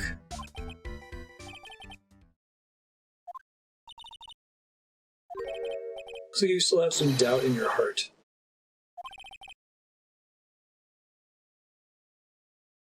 Something inside me ended and something else began. Okay. Oh. Iris. Let's try presenting her here.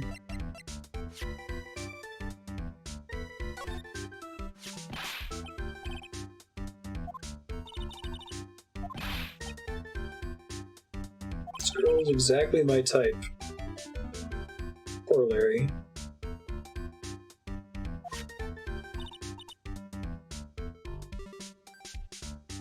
Next, the serial killer type. Yeah, didn't you say you were swearing off women?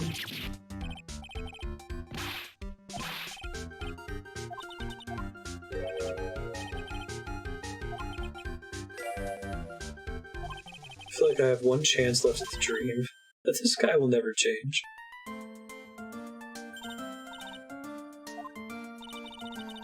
I love how they went to, like, insane lengths in order to change Maya's costume to put her in the maid uniform. But they won't, like, give everyone an alternate costume for, like, going up in the snowy mountains. Still got their channeling robes.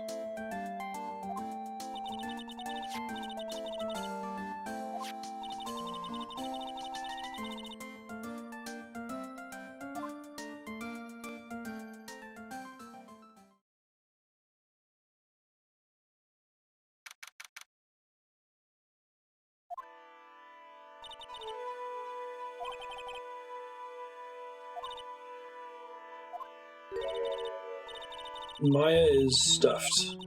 She ate too much.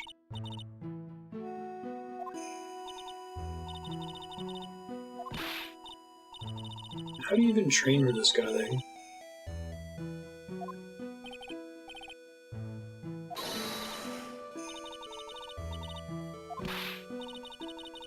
Weighted clothes.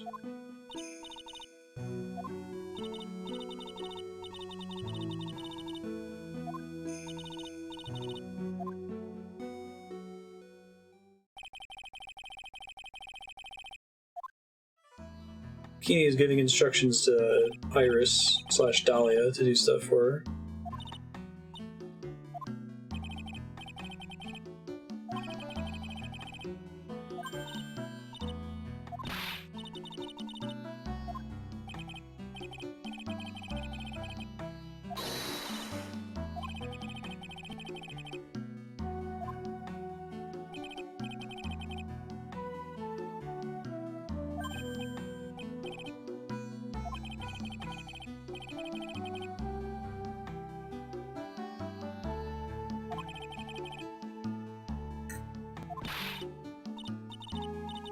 It's supposed to be Donim, like, as in name, that I think it should be pronounced Nim, right?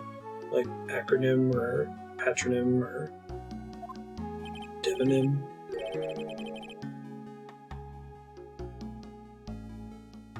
Gravely, that's a tough word. It says roast. What book is she reading anyway? She's young enough to not know certain words.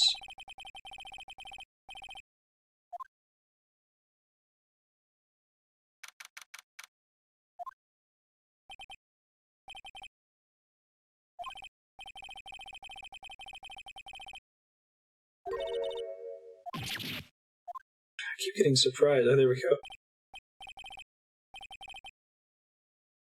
Are you going to use the bathroom too?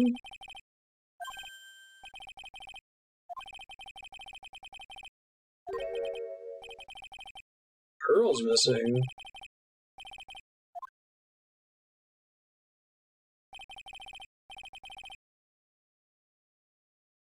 Woman as mysterious in origin as her last name.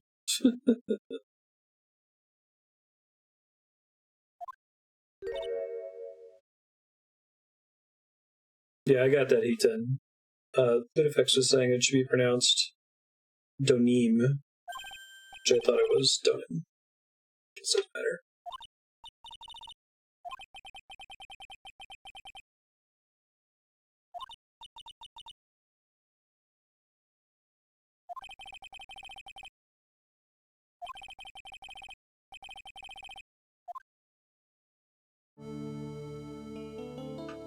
Oh, she dyed her hair. Cut to the chase.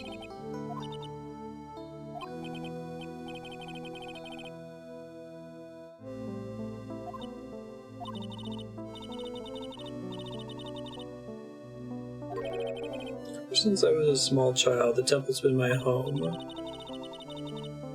don't have any family left to take care of me. I think of Sister Bikini as my real mother. Didn't you go to college? Enroll in the Ivy University Literature Department? Okay, she's just lying. Bikini must be covering for her. You tied your hair to escape the law.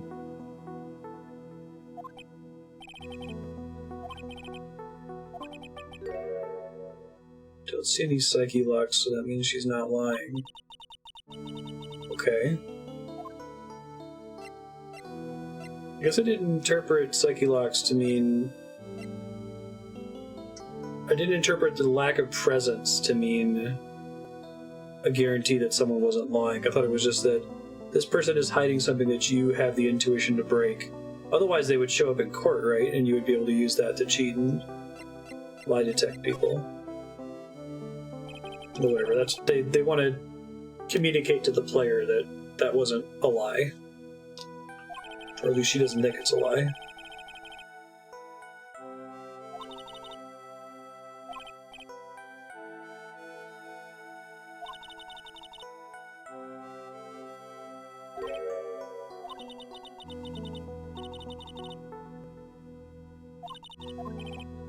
Talking with dead people, who does it help anyway? I hate it.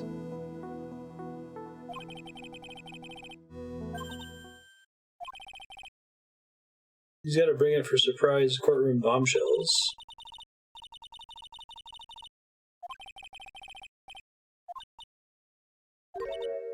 If 10 o'clock being lights out, it's going to be relevant later.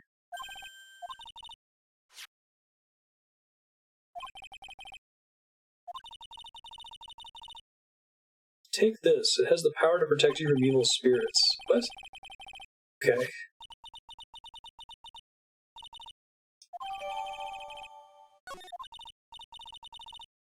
I don't know if I want it.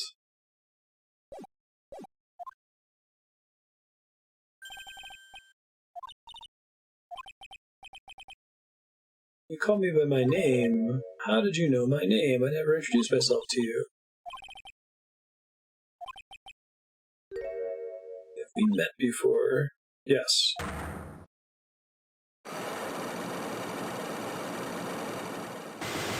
And not even so much that they're hiding something, but that their unwillingness to comment on something is... you can, like, draw it out of them.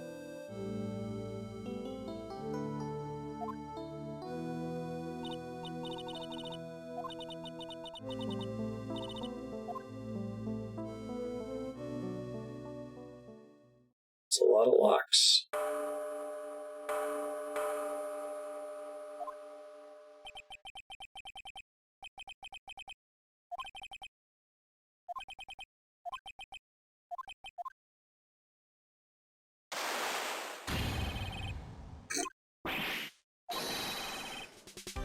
Blood-curdling scream from the courtyard.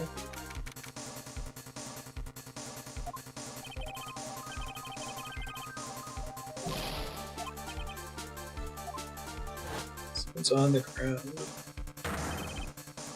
Oh no!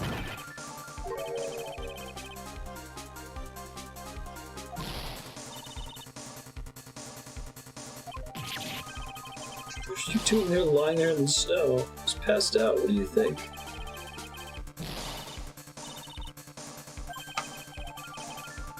Is there even a phone in the main hall?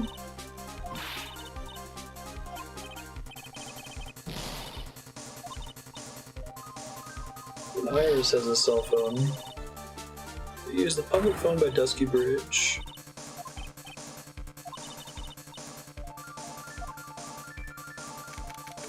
If you don't hurry, Iris will... Iris will what?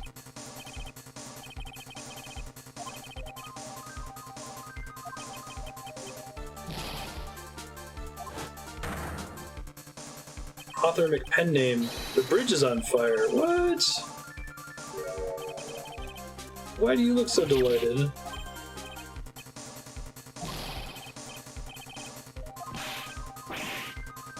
The name isn't Larry, it's Laurice.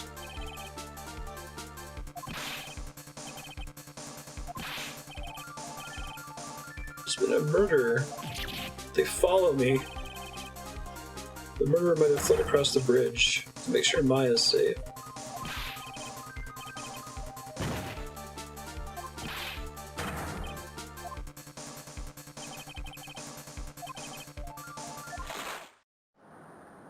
Wow. Whoa!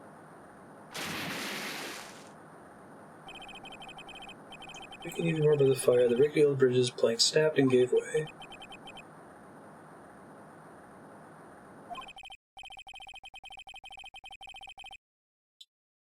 Final terrified scream rose up to pierce the frozen air of that harrowing night. To be continued. Damn. Okay. At least he tried. You tried a word. Date, time, location, triple question mark.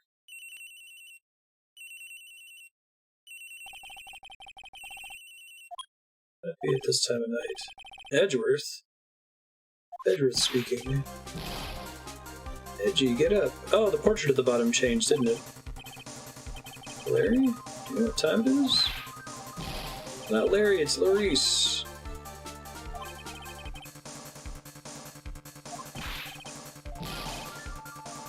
It's An emergency. Oh, he's calling Edgeworth and not the police.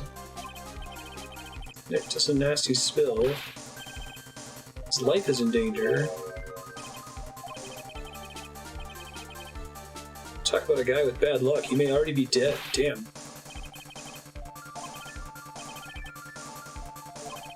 Iris needs help. Uh-huh.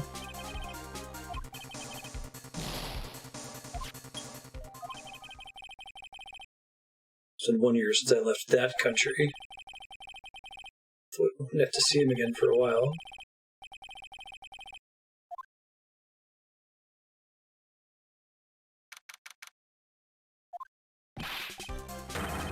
You're late, Edgy. What took you so long?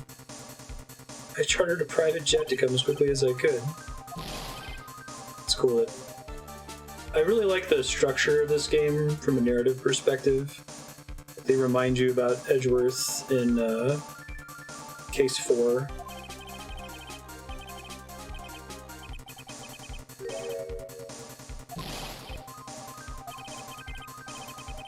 That country. Better understanding of the situation than you at this point. Murder victim was the picture book author, Miss Elise Donim. Elise Donim.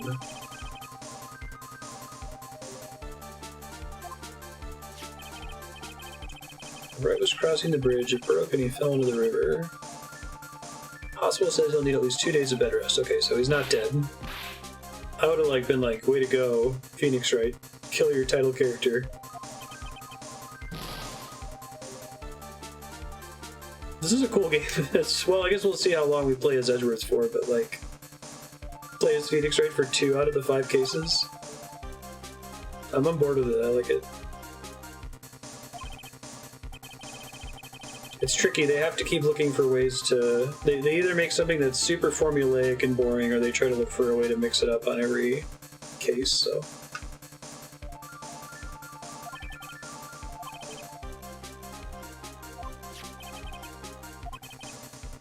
Since we'll be able to see into people's hearts with this.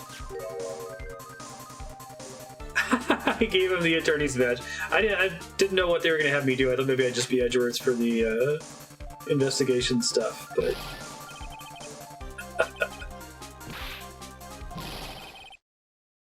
Oh, I don't want to represent her.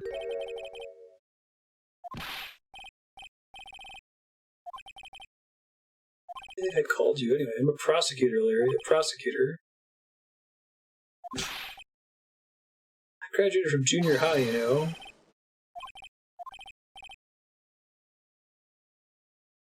I heard a paper badge had no problem fooling an entire court before. They are trying to fit in their references to the episodic cases.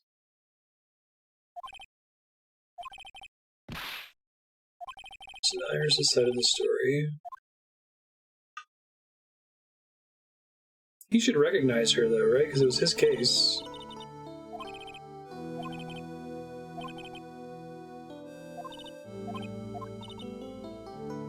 How is Mr. Wright?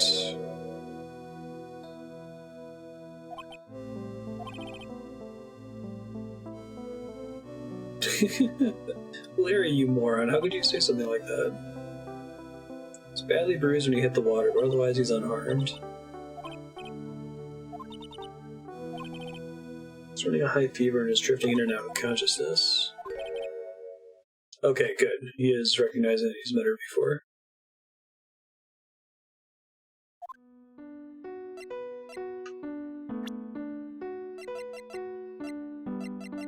I think Edgeworth becomes less of a shit as the games progress, but he's definitely a cheater.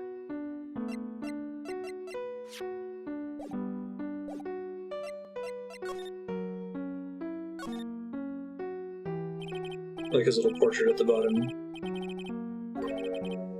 I have a distinct feeling you and I have met before.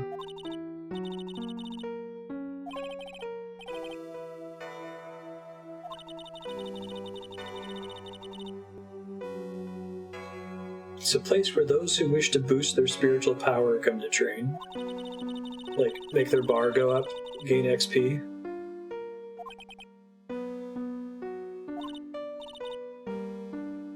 I don't any spiritual powers, and that sounds like that's horseshit. This game was doing such a good job.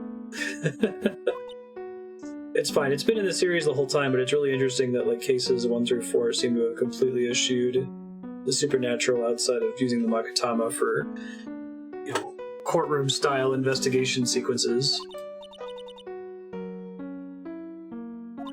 I shouldn't pass judgment too early, but they had that line where she's like, she's not lying. Like, something's going on here.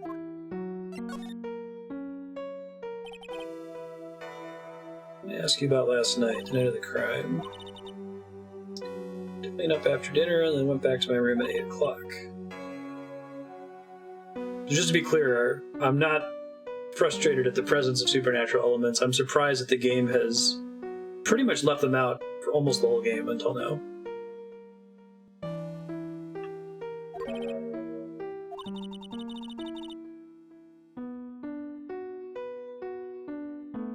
See you, Hitan. Enjoy.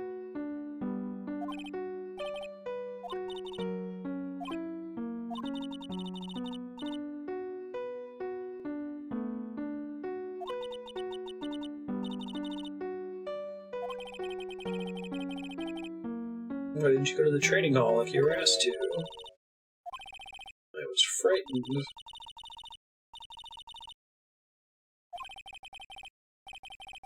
It's more to her story. I just know there is. Maybe I should dig deeper. Yeah, I was just impressed with, like, especially case 1 and case 4, the two involving Dahlia, felt like very, very, very grounded. I guess they were both courtroom only, so. Grounded and svelte.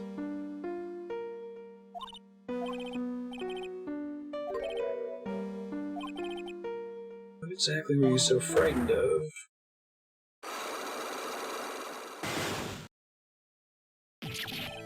What in the world? It's nothing. Must be what Wright was talking about. The psycho locks. Present this Magatama to do something.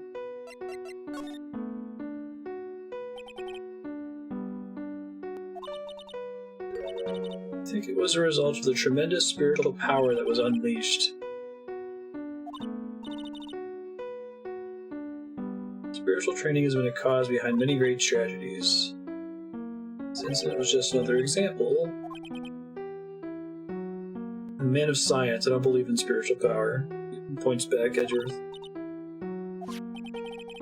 Unfortunately, it's a natural phenomenon in this setting, so you're going to have to deal with it. I guess he hasn't. I don't think he's ever been in the courtroom when spiritual evidence has been admitted. I'm trying to remember who the prosecutor was in the case with the channeler lady.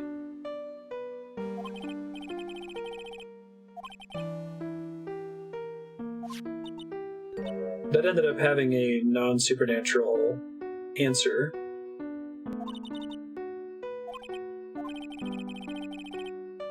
Was it Von Karma? Okay.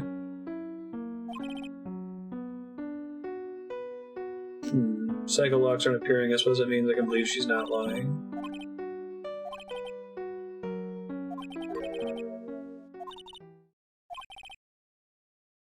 Visited right at the hospital before coming here. He asked me to take care of you. Trial tomorrow. He asked me to defend you.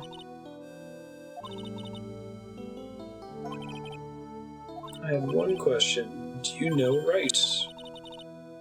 Why would you ask that?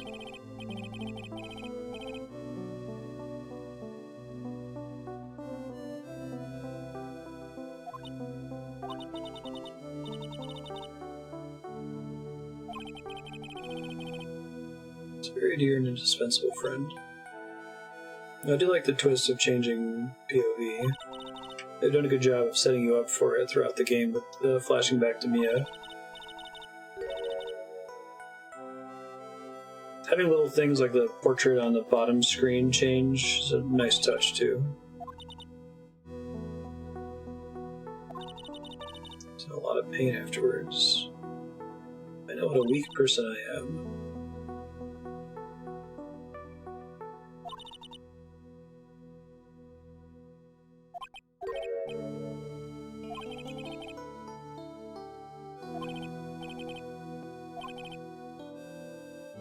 It's telling Iris to go to Wright and tell him the truth.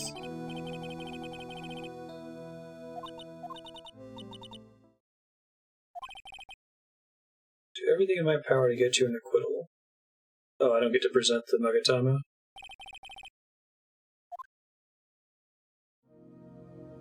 Maybe it'll still let me. Take that! Take that!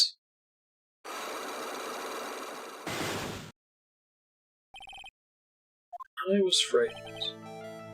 It's been handed this case as my duty to dig up all the answers. The smallest flame can sometimes bathe the case in a whole new light. My years in court have seen it happen over and over again, and so I'm committed to searching until I have those answers. Is it really true you didn't go to the Inner Temple last night? You said you didn't go because you were frightened. What were you so afraid of? Is this what frightened you so much that you couldn't even leave your own room?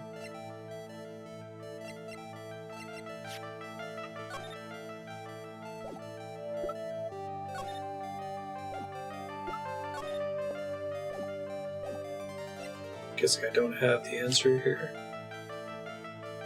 He wasn't serious when he gave this to me, right? Because the ability to be a defense attorney is a transferable thing. Just hand someone the badge.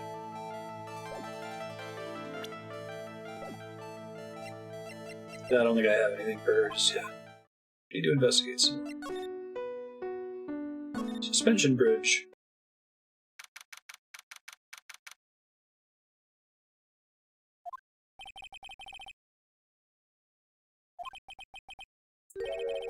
This is a dusty bridge.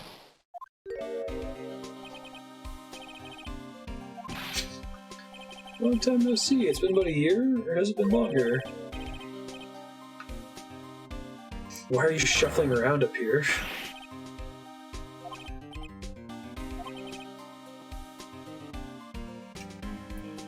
You were transferred by HR to the local precinct. A wise decision. The vast amount of nothing up here should be quite easy to guard. Hope Edgeworth's still a dick.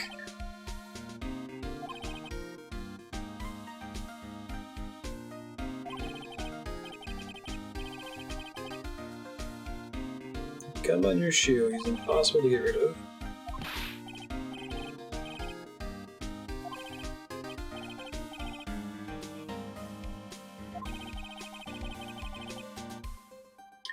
Prosecutor Godot is going to get here before me. Guy's a real mystery, I tell you. He loves coffee, that's basically it. What happens? Just got back into the country, so I don't really know much about the case.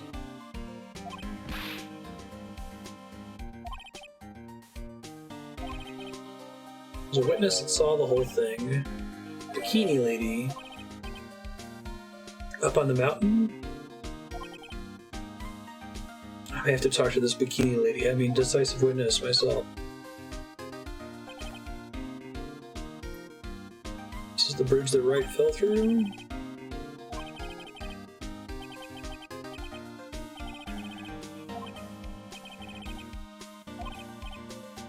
It's an old building they call the Inner Temple on the other side, but we can't get over there without a bridge. Nobody lives there, so it's usually not a problem, but someone was at the Inner Temple doing some training and now they're stuck there. That's bad. I was about to say, why is there not a helicopter? The air is turbulent. I'll just be able to reach the temple till tomorrow. How the bridge burned down. Almost 100% sure it was lightning.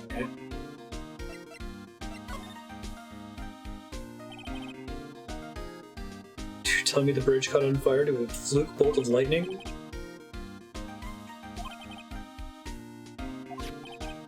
According to the weather data, lightning definitely struck.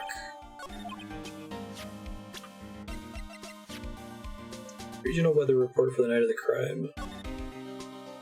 Eagle Mountain weather data. Snow with occasional lightning strikes. Lightning struck Dusky Bridge at 10:45. Around 30 minutes passed between the fire starting and going out. It seems extremely convenient. It's the exact time the lightning struck the bridge. How is that possible? Oh, we got it from the witness's testimony. Great.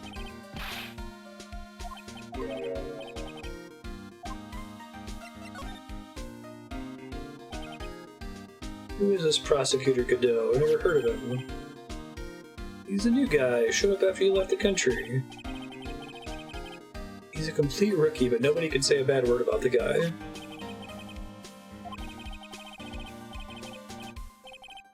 Just became a prosecutor recently, but he's good, sir. Real good. So good that he's lost 100% of his cases. You know who was right in the middle of it. Phoenix Wright, of course. Godot really has it in for Mr. Wright. He seems to have some kind of a grudge.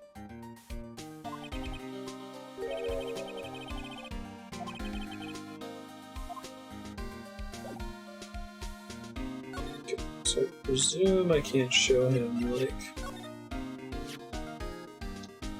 Usually hear about promising young prosecutor candidates while they're still in school, but I've never heard or seen of this person. He just appeared one day, big mug of steaming coffee in his hand. The whole prosecutor's office is really into double espresso macchiatos lately.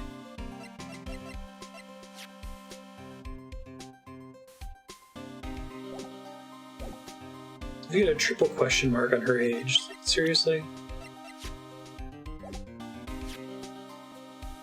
My friend since grade school. Aw. 25 is right in line because she was 19 at the time of the case 6 years ago.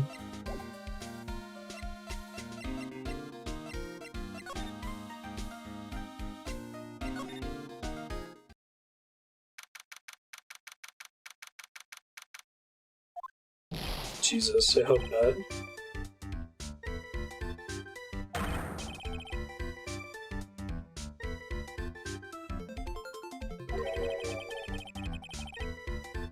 It was a mistake to race back to this country.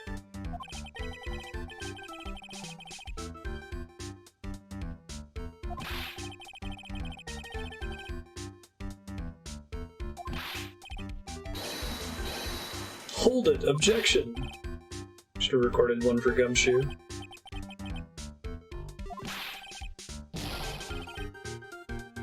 You call yourself a defense attorney? Prosecutor Edgeworth is a prosecutor. Prosecutor Edgeworth, defense attorney. Esquire. For sure. Just get the guy that does Ryu's voice from Street Fighter, right?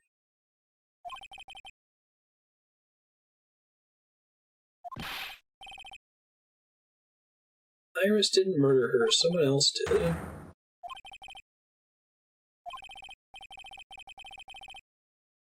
Do whatever I can to prove her innocence. Okay.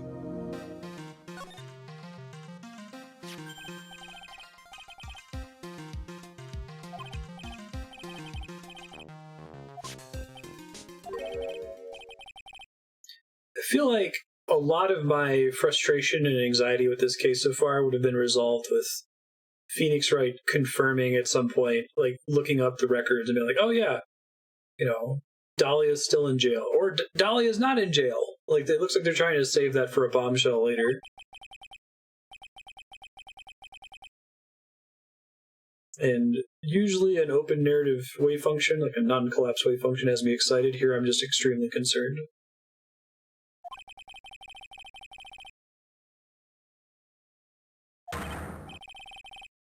A girl that cute can't possibly be a murderer. I mean, Edgeworth has evidence to the contrary.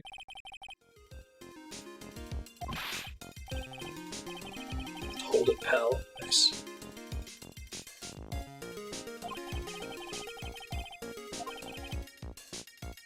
Iris is a delicate flower.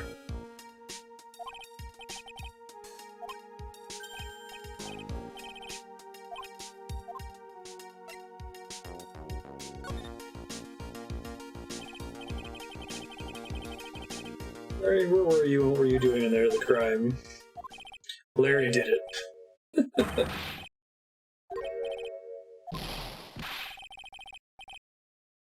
Get back on your charter jet and get out of my sight, you creep.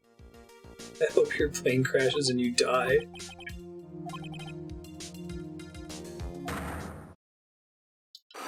I do enjoy the pointedness with which Edgeworth asks questions. Psycholocks.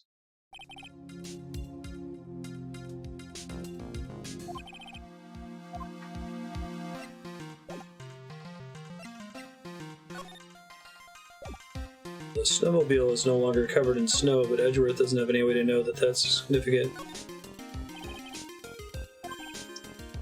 It's giving me a great idea. Got an idea for a brand new invention. It might even make me rich. A car that can travel on snow. I'll call it a snow car. Okay, so I'll try to keep that mental note in my head for future Marstead that somebody used the snowmobile. The game doesn't want to confirm that just yet. Take that!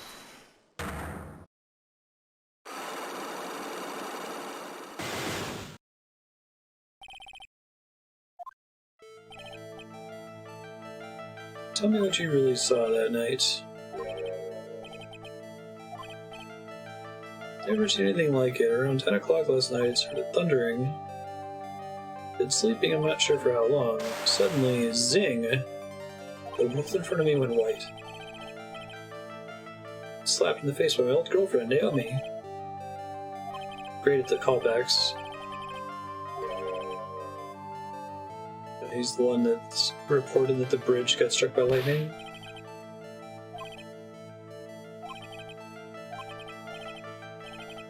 Where were you when you saw that happen? Where, you say? What do you mean? What do you mean, what do I mean? Just answer the question. I was in my room by the main hall.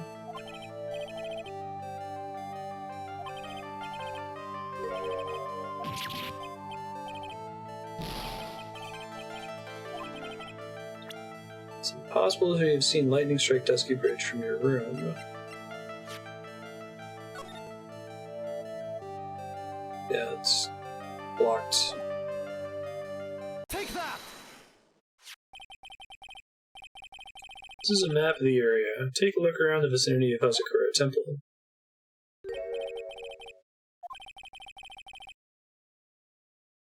I'm starting to see some of the rudiments of Phoenix Wright puzzle design. Line of sight is a big one. Left versus right is a big one.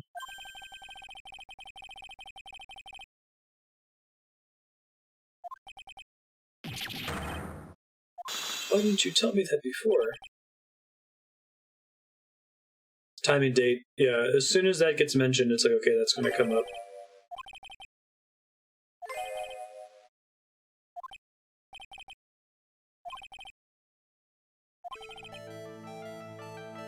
Your room at the temple, so where were you?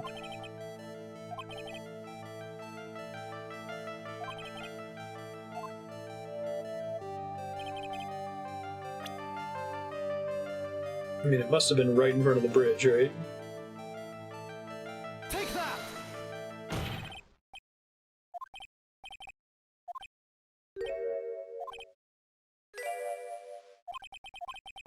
Look at the expression on my face. Do I look like I was just making small talk?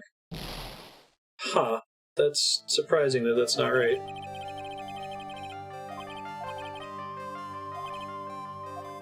He said it as like he was completely blinded by it. He couldn't have been at the inner temple. That's where we ran into him with Phoenix Wright when he went to run over the bridge, wasn't it? I'm puzzled. Does anyone in chat happen to know if I generally was right and just like picked the wrong pixel or something, or am I completely wrong?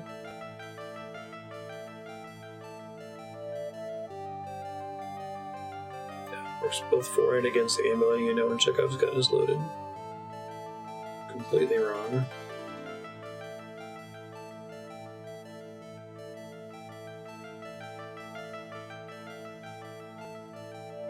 Yeah, I guess he could have been on the other side of the bridge. I honestly have no idea. And I have to be able to know this because this doesn't involve other evidence at this point, right? Hmm.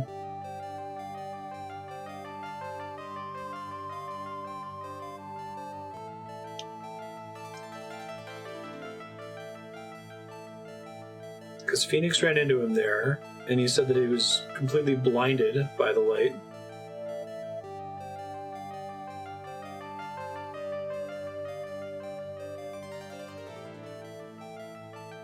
And the only points of interest are the temple, which we just said he's not there, the inner temple, which wouldn't make sense, the other side of the bridge, which maybe makes sense if he gets across quickly enough.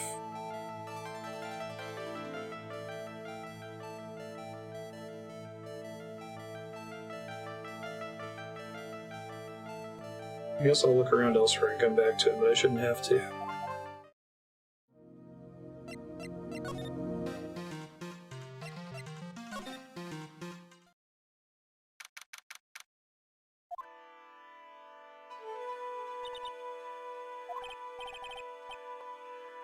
How are you feeling?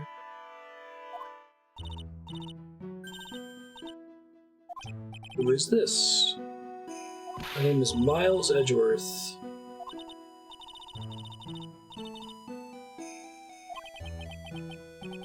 Please don't call me boy.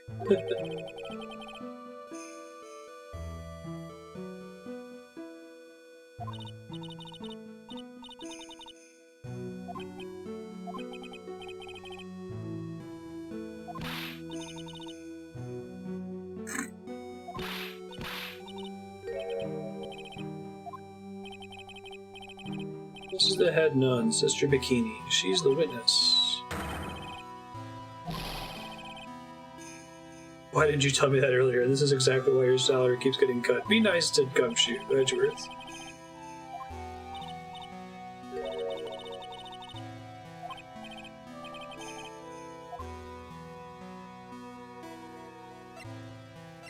She looks irritated.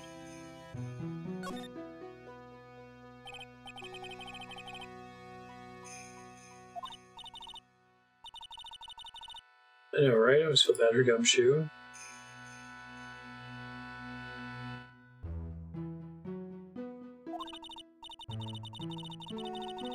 After dinner, the two of us went to the training hall in the inner temple. Approximately what time was that? 9 o'clock when we left. Training lasts all night long. It's extremely exhausting. Channeling Dojo's head nun must be in attendance at all times to keep watch.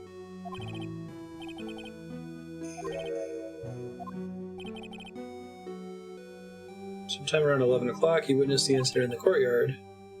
Your duty was in the inner temple. Why'd you come back here? They did a really good job of writing Edgeworth differently than Phoenix. I was concerned about that, especially from the investigation perspective. Phoenix kind of takes a roundabout way to ask questions.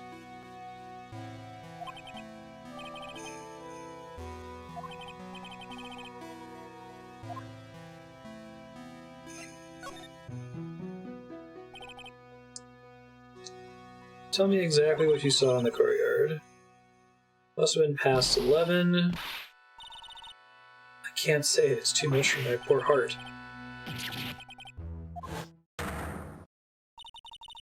I saw two people. One of them was lying on the ground. The other one was stabbing her from the back with a sword. Did you see the criminal with your own eyes? Asking the pertinent questions. Didn't want to believe what I was seeing, but it was Iris.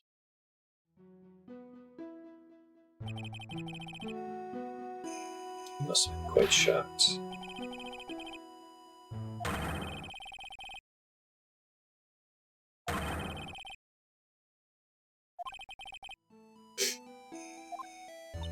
Hey, congrats, Revenant.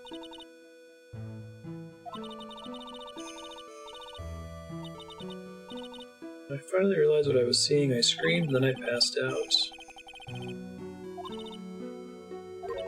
However, the The idea of Iris doing such a foul act seems unnatural. A girl I know simply isn't capable of this sort of foulness.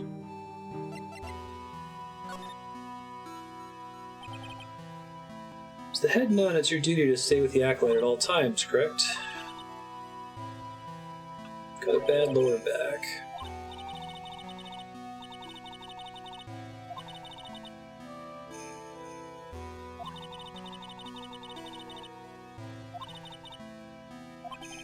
She returned to the main hall to take a bath and left the disciple all alone.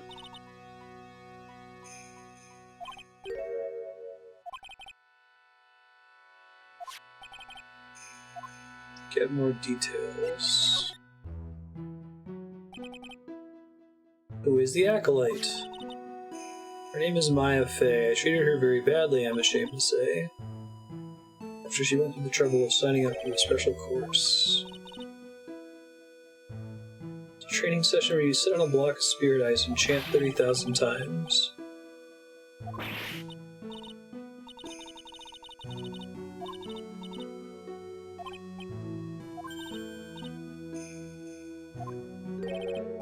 Something she forgot to tell us. Pearl is Mystic Maya's little sister. She's still missing?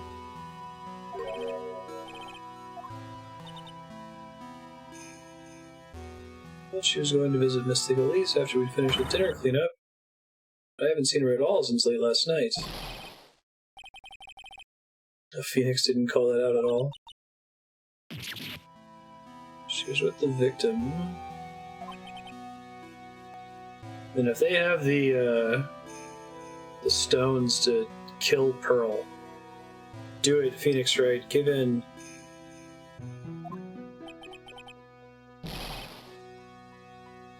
As they say, the plot thickens. That's your response to a missing 9-year-old? Okay.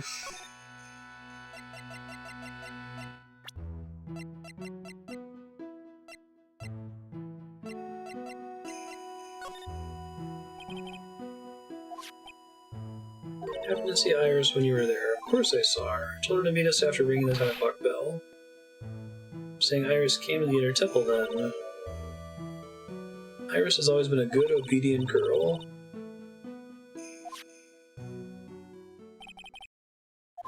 Doesn't fit with Iris' story at all. She said she never went to the inner temple. As they say, the plot thickens. This poor girl, where could she have gone?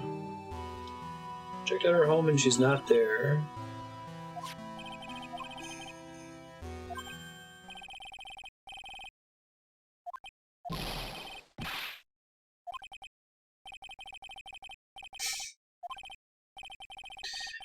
She was like, do you think she fell off the bridge and was carried downstream? And Edgar's like, why do you have to be such a pessimist?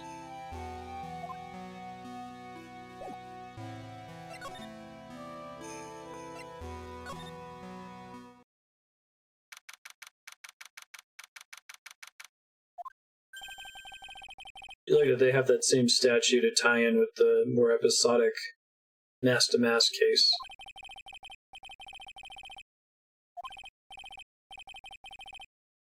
I think so far my favorite case in the game is in the series is probably Turnabout Memories.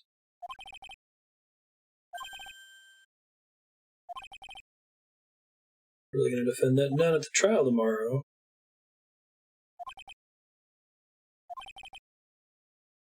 Gotta make sure I don't leak the prosecution's whole investigation.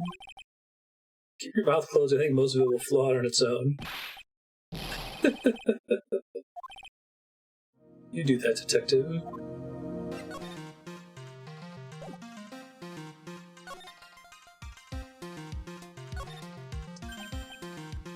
I love skiing. You don't seem like the type. Sleds mess with my hard-boiled image.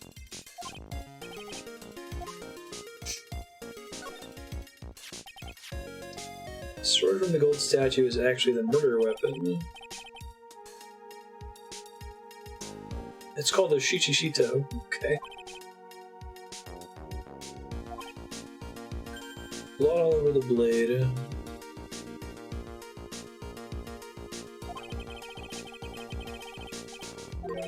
Fingerprints on the hilts. Match the prints we got on the younger nun. That doesn't sound good. Is this how it is for Wright? Is this what it's like to be a defense attorney? Okay.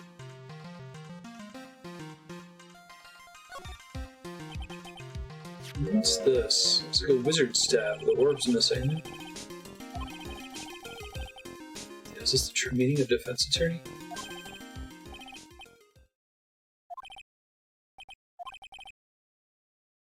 This is top secret stuff. Don't tell anyone about this. Truth is, when I was a kid, I wanted to be a wizard. That's it?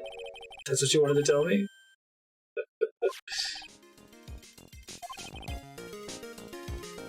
Yeah, that's a pretty great line, Kevin.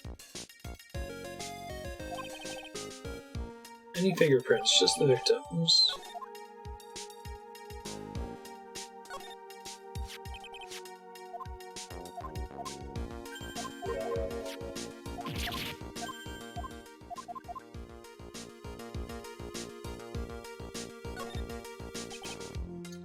Main gate must be over that stone wall.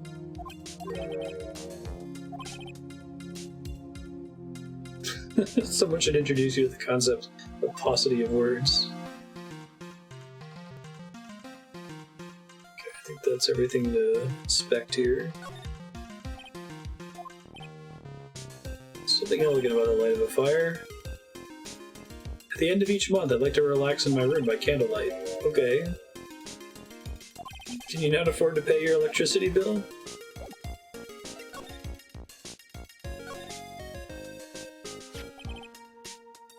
Victim is the famous picture book author. Just so far, I have no idea why Dahlia would want to kill her. I guess we'll see.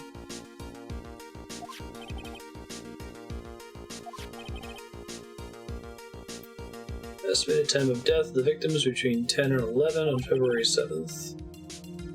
Cause of death was blood loss resulting from the stab at the back by the murder weapon.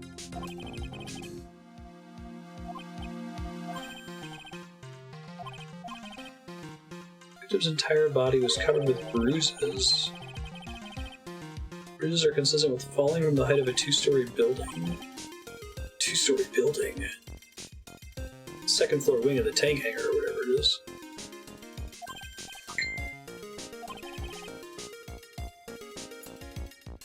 See if I can meet my phone getting blown up today for some reason.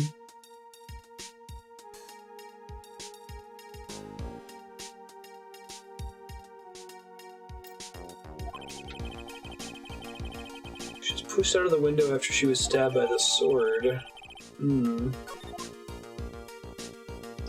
How'd she actually die then? Now then, detective, let's see if I can summarize what we've learned. Okay, let's take a look at the map. According to the testimony of Sister Bikini, the head nun, right after they'd finished dinner, she and Maya Fey headed to the inner temple.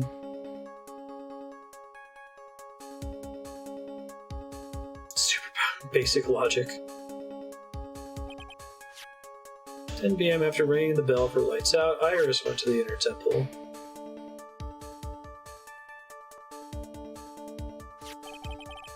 She got there, Bikini had to take over while she went back to Hazakura Temple.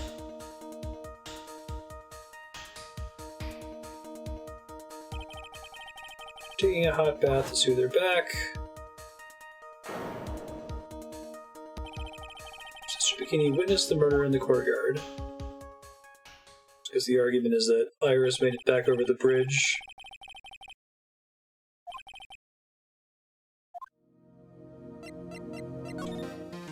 Tomorrow's trial. So we do not fuck around with the right to a speedy trial in this universe, apparently.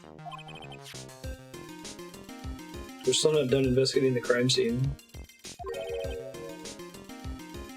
Oh, nobody can get a hold of Godot, so they're looking for a replacement. All of a sudden, no one can reach him.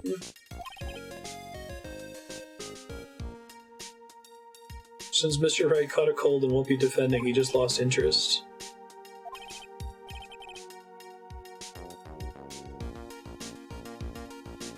I would be quite unhappy if it came out that I'm actually a prosecutor. What? That judge. You're really gonna try to conceal that fact? Why? Okay, whatever. It's the Phoenix Wright universe. Just your expectations. Okay, we're good.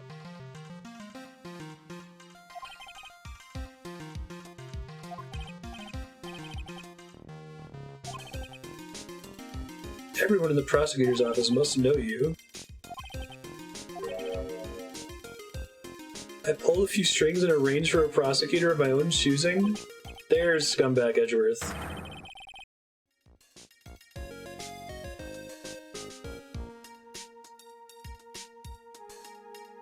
I can't believe they're actually thinking they're going to get away with this scheme, though. It's absurd.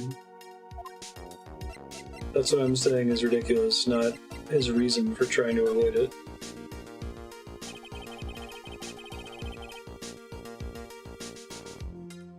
Also, at least if this is meant to be in the US, like, anyone can defend you. If you know your rights and know that you're bringing somebody on that hasn't passed the bar, you can even defend yourself.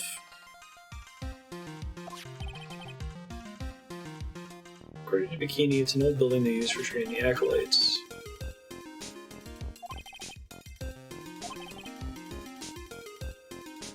Is there anything else on the other side of the bridge besides the inner temple?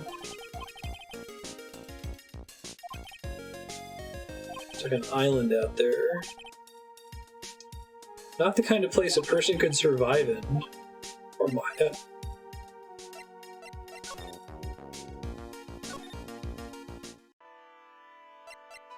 Okay, so I might have more information for her. Let me see. Yeah, I guess I got all this stuff now. Right. Loss of blood from stab and back. Body fell 10 feet after death. 10 to 11 p.m.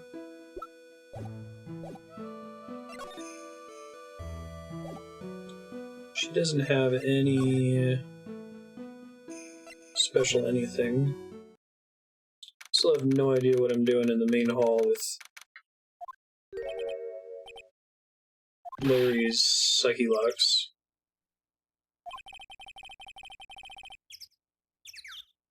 Sure, was shut tight with it. I thought that you could insist on calling them Psycho Locks.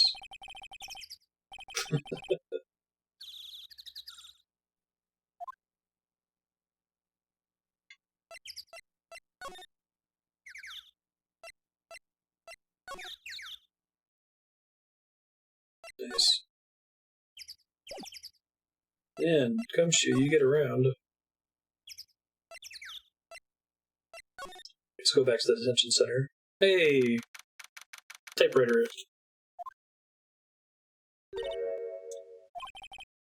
Came back, so I need to ask you a few more questions. Please remember, I'm on your side. You can tell me anything.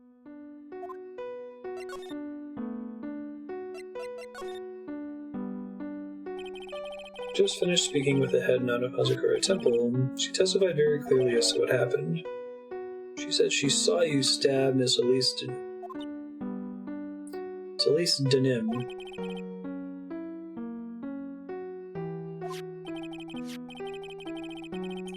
So when Maya Fey began her training at the Inner Temple, you were there as well.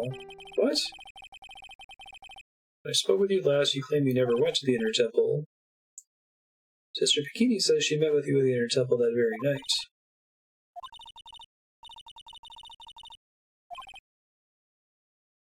She's willing to tell me the whole truth. Let's try this again here. I'm going to fast forward and present elsewhere.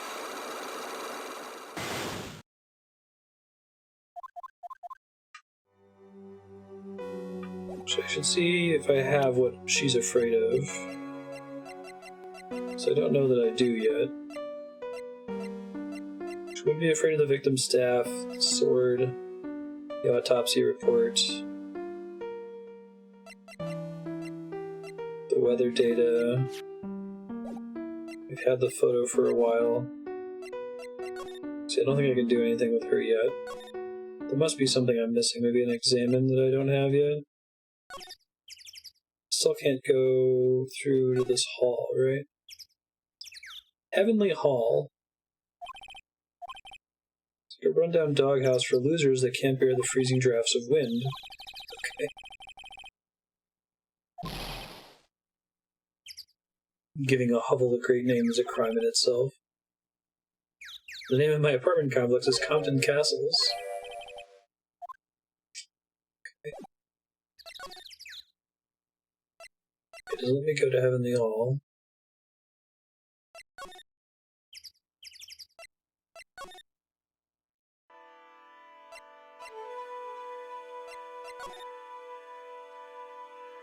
This looks like this is new.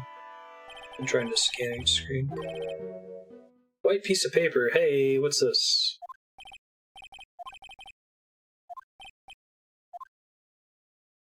Because we never got any pickups here last time.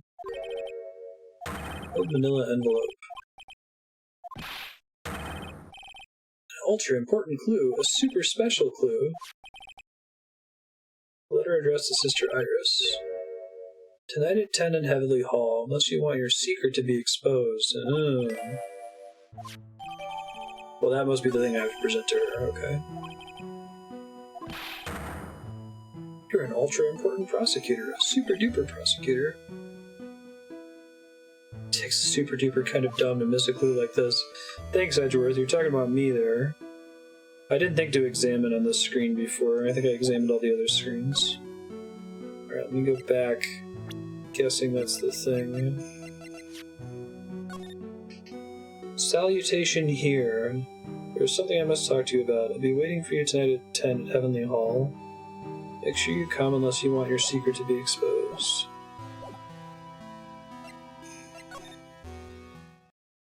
Prosecutor?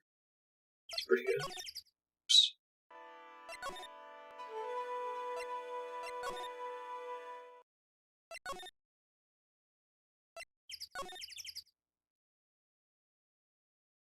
Presume I still can't go to Heavenly Hall. So let me see if I can get through the first lock at least. Take that!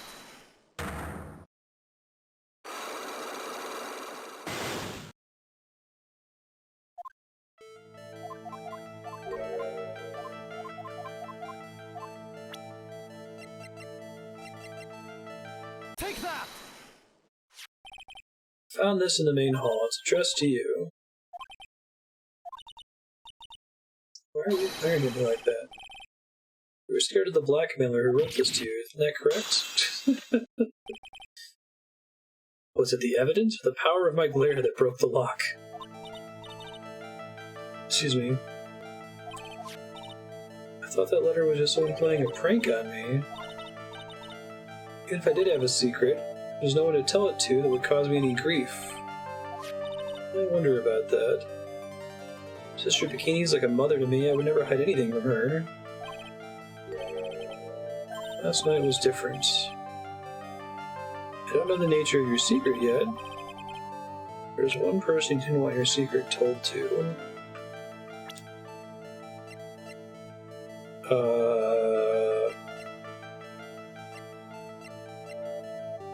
She just said...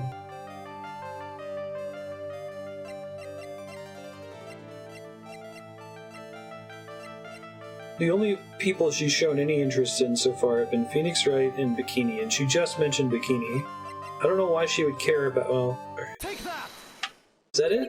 Damage? Health bar went away, so I might be okay. Hey, sir. How you doing?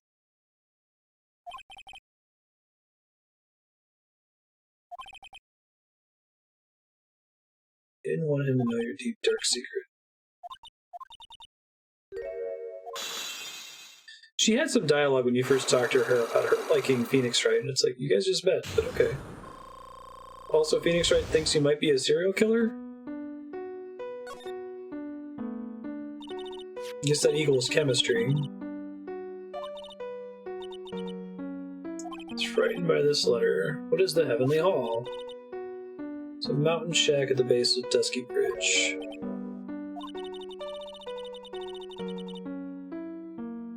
I'm just presenting it from Edgeworth's perspective, right? She plays her music and everything. Oh, nice, sir. Trying to get to the Shadowbringers content.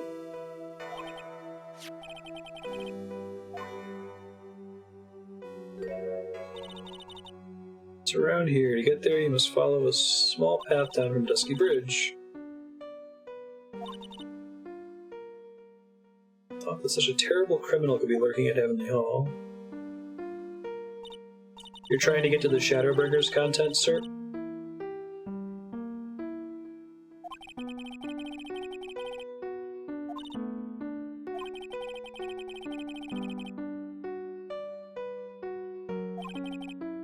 Visit the Heavenly Hall. Okay.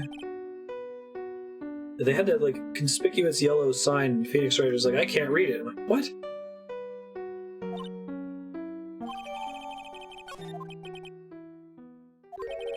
Trial starts tomorrow. I promise you I will win. I'm going to win so that you and Phoenix Wright can see each other again. Okay. You must promise me you'll tell him your secret.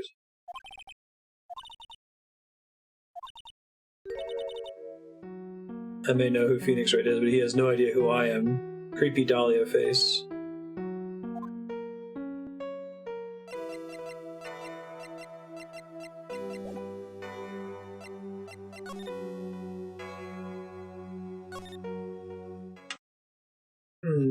So the MSQ won't carry you all the way there? Because you've already burned through some of those quests. Roulette should get you there pretty quickly. Especially if you haven't done it, do the otherwise miserable main story quest roulette, because it gives a boatload of XP and you can go do your laundry or something. Heavenly Hall. Whoa, okay. Pictures on the front. And then the flags of nations? Wonder if those were prayer flags originally?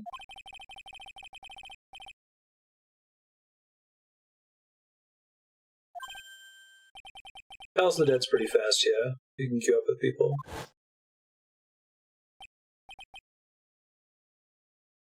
Why does this always happen?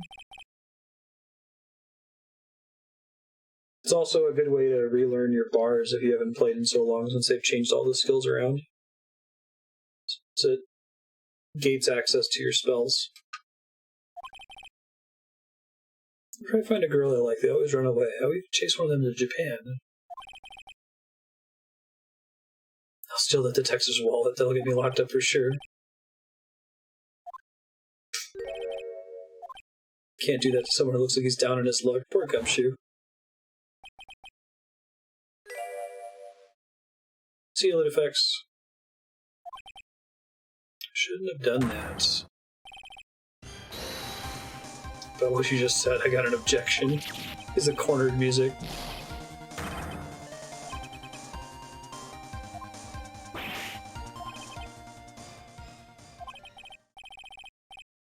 Before I knew it, I was shouting objection in a loud, commanding voice, too. I even pointed with my pointer finger.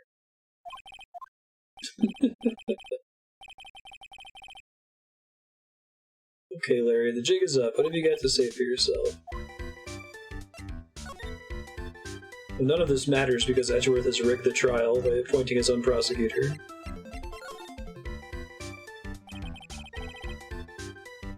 What is this shack, anyway?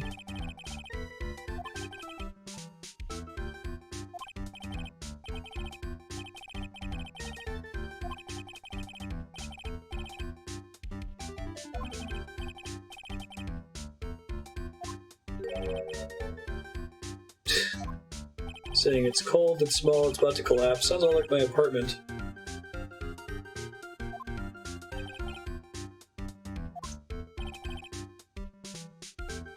Alright, so this must have been where he was. But it was asking me to say where he was. And I was like, I'm confused. There's nowhere for me to select. I was not expecting the map to actually update later.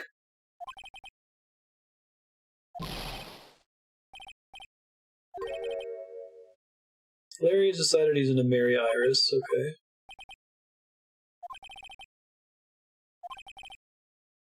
Have you already asked the girl to marry you?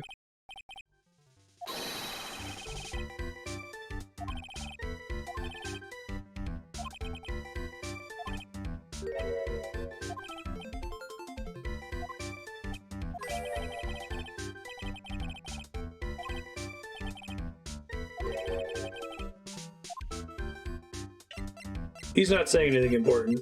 Alright, Night of the Crime. Typical Larry stuff. Where were you, and what were you doing last night?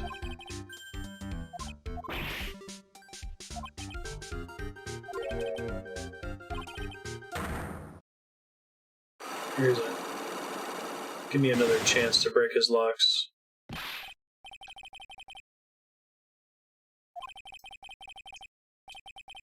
I'd better run or something. Before I get a nice hot cup of water. Why hasn't he realized that I absolutely despise talking about the good old days with him?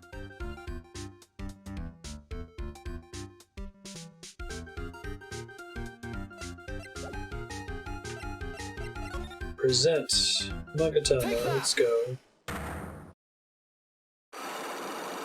The way you say that is weird, Edgeworth. Take that! Ugh.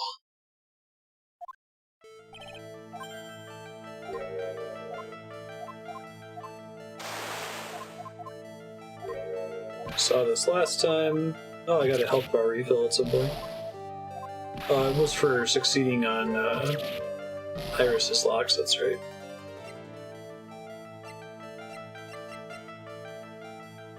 Take that!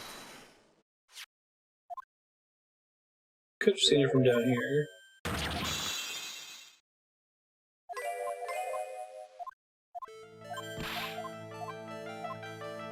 It's interesting that they kept the dialogue from Edgeworth. Like, it should be obvious where you were, when it couldn't have been obvious last time I talked to him, because I didn't have Heavenly Hall on the map yet. Take that!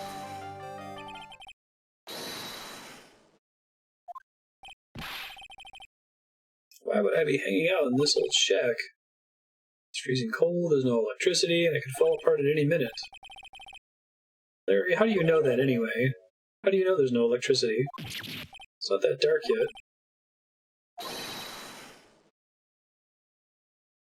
You've at least once in your life visited Heavenly Hall after sunset. What a sentence. You're in a totally different league from Nick. That's nice. Now tell me.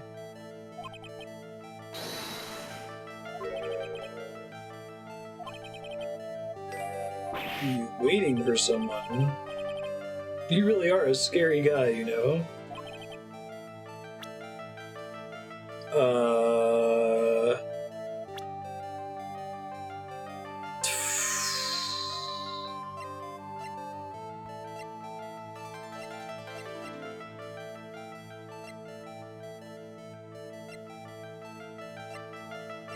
Pearl doesn't make sense. Maya doesn't make sense. Elise doesn't make sense. Actually, no, Elise does make sense. Take that!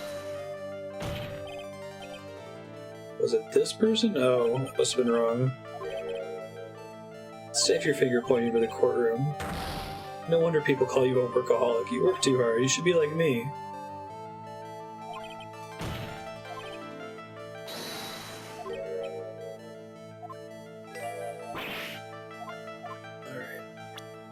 Who was he waiting for? Oh, the person he has a relationship with is Iris. Take that! Okay, music went out that time. Oh, did he write the note then? Because the note says to... her testimony. Salutation here. Seems like something he would do. Waiting for you at Heavenly Hall. The person you were waiting for was Iris.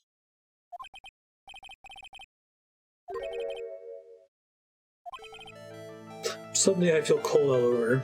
No doubt because of my edgy glare. You got something that proves I was waiting for. I'm gonna try the note. Take that! I call out the whole salutation here thing. You called her to this spot with a pathetic blackmail letter, because that sounds like something Larry Butts would do.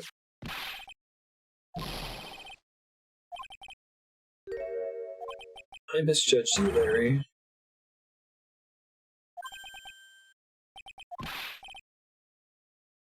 It's at the top of the letter. It says salutation here. That's what it said in that book, Letter Writing for Dummies. You're not supposed to actually write that. That's what you're supposed to write, Dear Iris. Nice.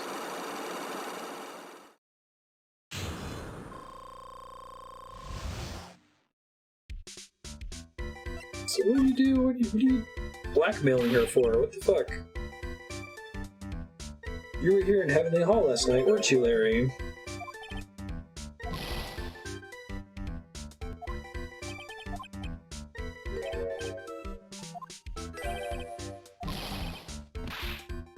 What threatening stuff?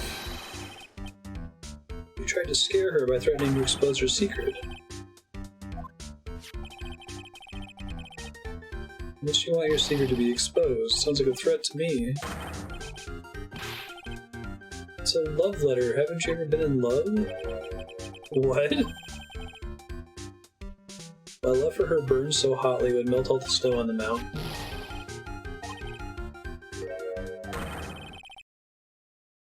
Okay.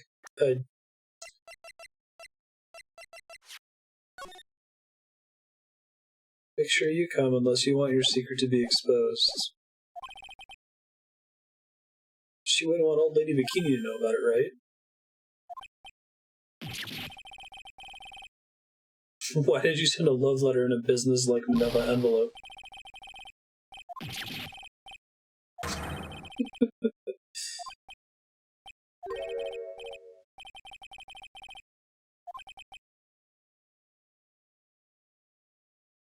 That's it? That's what all those huge locks are about?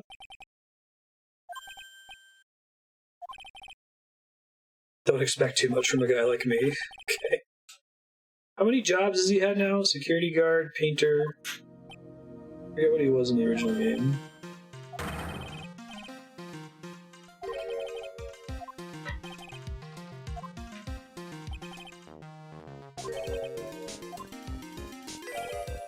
When he said he saw something incredible, I thought he meant a lightning strike.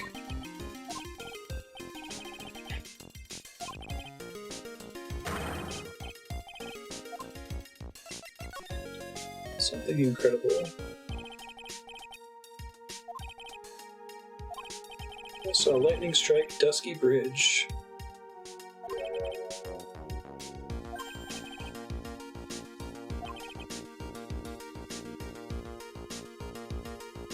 That's all there was to your story, your heart wouldn't have had all those locks. He's like, whatever you're saying, dude. Just prosecute your stuff. Heart locks.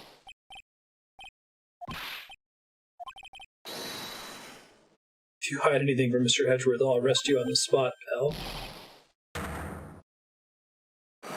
Again? Are you kidding me? Jesus. 5? No!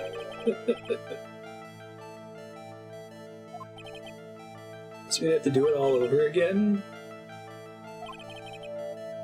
Had it with his heart. I really want to drag the truth out of him. I'll just have to drag him to the witness stand. Oh, we are just going to take him to the witness stand. Okay. Edgeworth just doesn't want to use the Mugatama anymore. I hear you, buddy.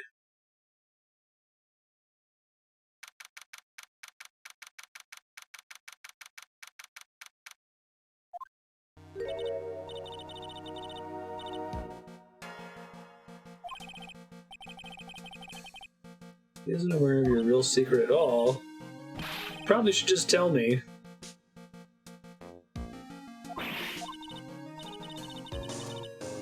Hardly accustomed to that sort of thing.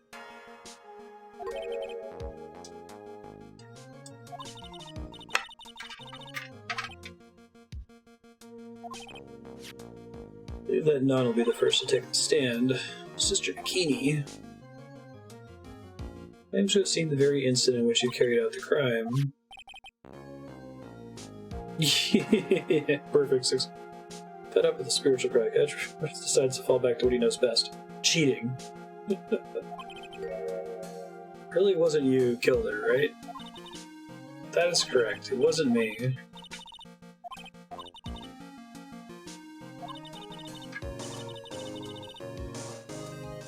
True identities revealed. Don't worry, I've gone to great lengths to con the entire courtroom. It'll be fine. It is a prosecutor's job to doubt people, but right now I am a defense attorney. A defense attorney's job is to believe in people and to believe until the bitter end. That's what my friend told me once.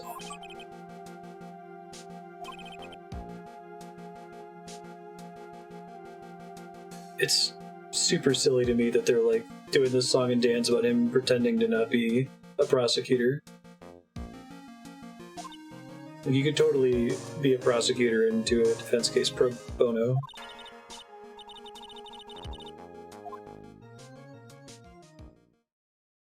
My understanding is that usually the flow is that prosecutors become defense attorneys and not the other way around.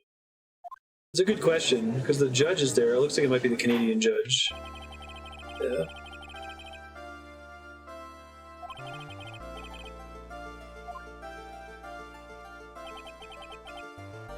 Defense does indeed appear to be ready.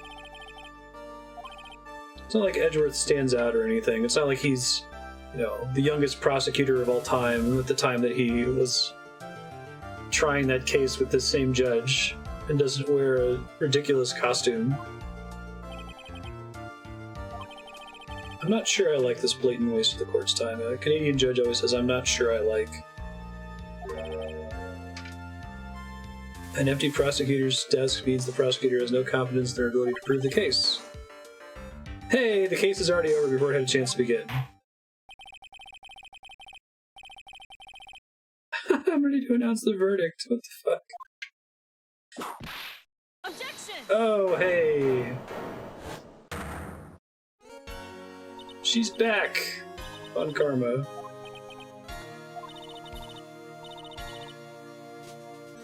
Prosecuting prodigy, even younger than Edgeworth.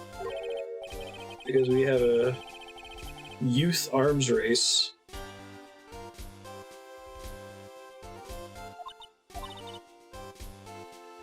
Are you any relation to the legendary prosecutor Manfred von Karma? Legends are a thing of the past. On special request, I flew in today for the purposes of prosecuting this case.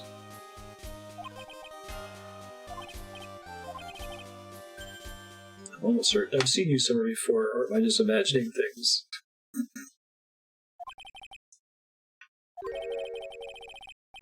I believe you are imagining things.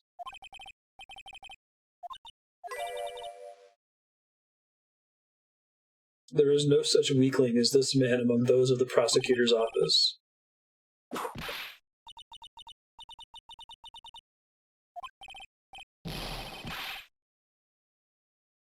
What is that, a whip? I'm not sure I care for such a thing in my courtroom. Hold it! Right, his hold it sounds a lot more reasonable than his take that. I have no objection to the whip. The prosecution can wield a whip or drink 17 cups of coffee, but there's still only one truth. Oh, look at that smug face. Doesn't even have a pregnant pause animation. Just insta-smug.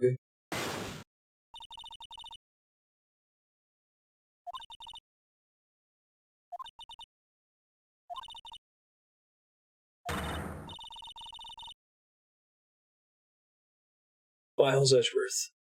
I will not allow this chance to crush you to slip through my fingers. Okay.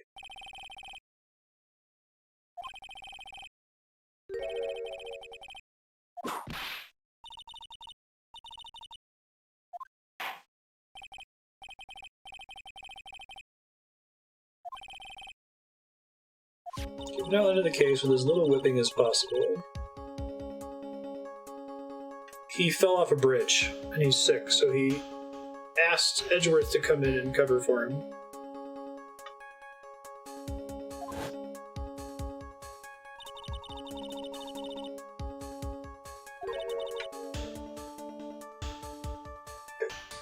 Stabbed through the torso by a ceremonial sword from a golden statue. Sword in this picture is the weapon in question.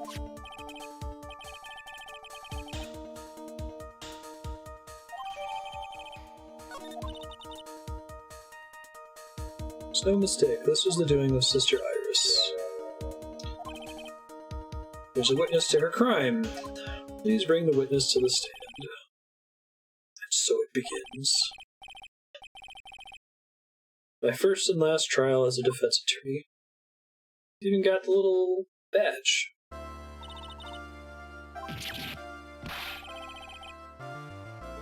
I'm not sure about being not sure if I care for this at all. Please stand up nice and straight. They're having some fun with their sprite design here. There are a few milk crates in the defendant's lobby for our back pain plagued witness.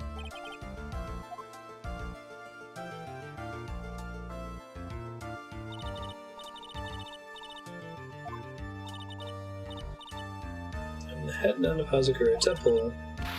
My name is Bikini.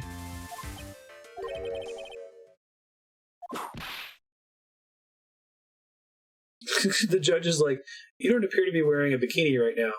And Von Karma's like, the courtroom is the garden of holy judgments. Those with lechery in their heart should leave the sanctuary at once. You tell him, Francesca.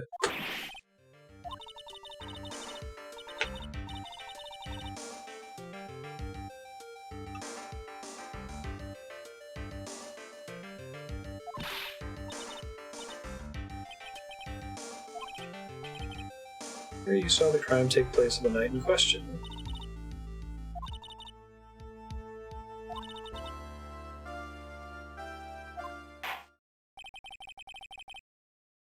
Let's hear what you have to say. Tell us about your own movements that night, eh?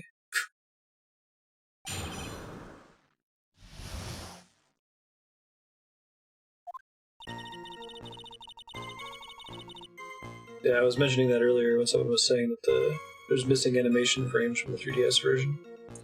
That night I was helping That night I was helping an acolyte with her training in the inner temple, but as you can see, my back likes to act up violently. So I left Iris to help the acolyte and returned to Hazakura Temple. There's no bath at the inner temple, you see, and I needed a long, hot soak.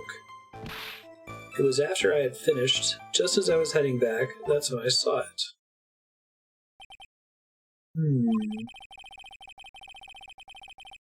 So it was coincidence that you found yourself returning? That's a good question.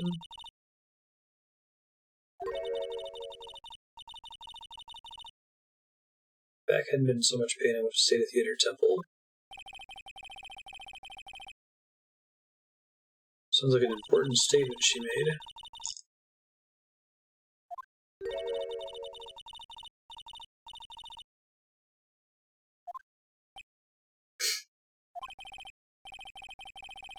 Please begin your cross-examination.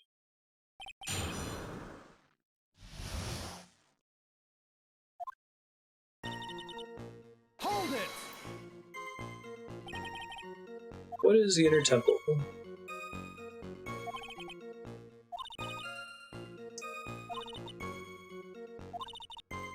She's just explaining stuff we already know about the inner temple being for acolyte training.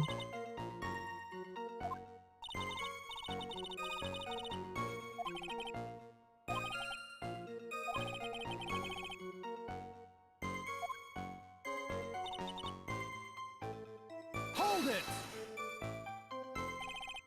Got it, Robin.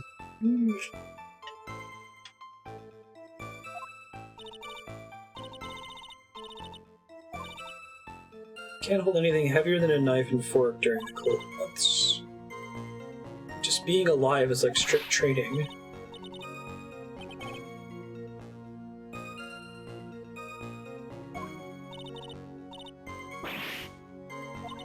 She almost fainted once or twice from back pain.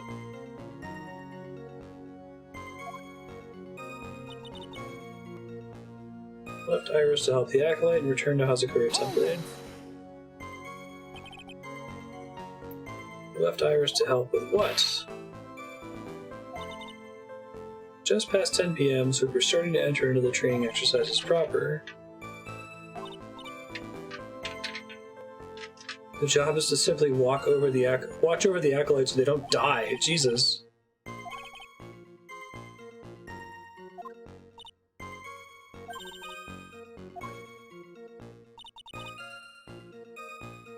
no bath at the inner temple. Hold it!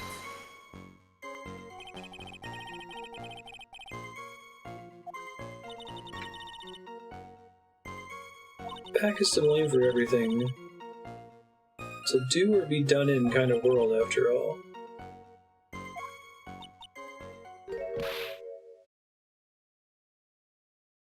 My, what a filthy little rogue you are. I know what's on your mind. Oh. No. Uh-huh.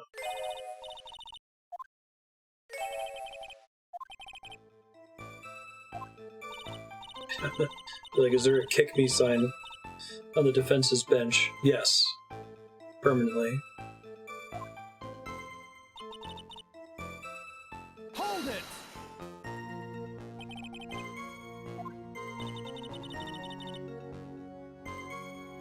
But from my room to the main hall, you have to take a winding hallway from which you can see the courtyard. It's pure coincidence the witness saw the crime taking place before her eyes. There was no complicated setup this time. So one problem with this testimony. I can clearly point out what it is, and I can begin to quantify just how good this witness's memory and observation skills are. I'm gonna look through my own. Badge, Magatama, staff, victim's blood and suspect's fingerprints, Misty Faye,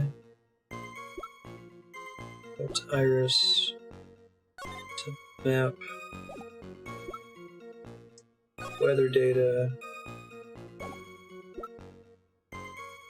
occult, which doesn't make sense. It's occult. Photo of Elise. I guess this is where we're going to call out that the orb is missing, right? So I think Iris's testimony disagrees with what she's saying, right?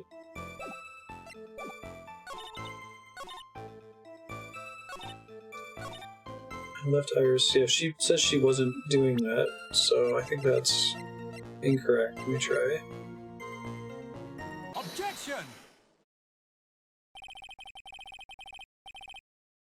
Okay.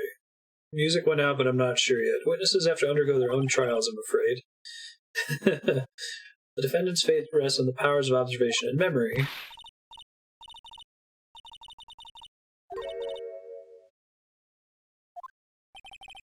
She hasn't said anything specific yet. There we go. Now there's the picture. Looks like that was right. Whew. Explain something for me. The discrepancy between your testimony and that of the defendant, Iris. She claimed that after ringing the lights out bell, she went back and stayed in her room. Which means she did not go to the inner temple at all. Objection! A defendant or a witness? Who's more likely to lie? Both? Like, eyewitness testimony is infamously unreliable? Objection!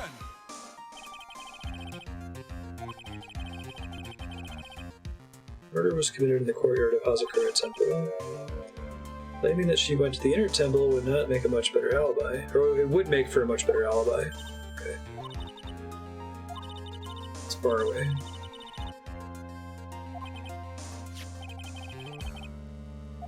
She does indeed have honest eyes. All people lie, that is my belief. Tell them. Preach it.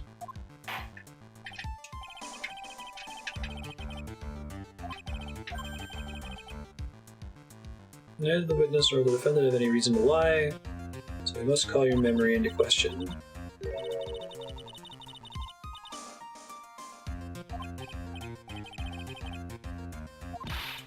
The withering look.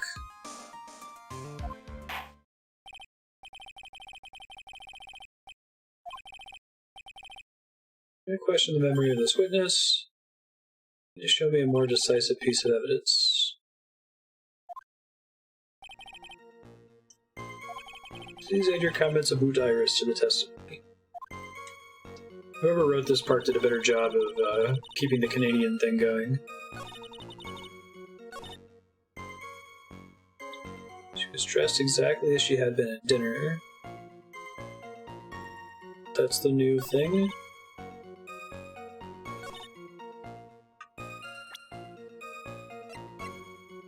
She didn't have the hood though, right? I think that's right. Let's get one thing straight. Defendant whom you claim to have met. She's wearing this demon warding hood, correct? Of course. It's a very important piece of clothing. Objection! Hold it right there. Why do you have that? It's a question of the day now, isn't it? Oh, Edgeworth. He's not going to answer how he has evidence. This hood was given to someone as a gift that night.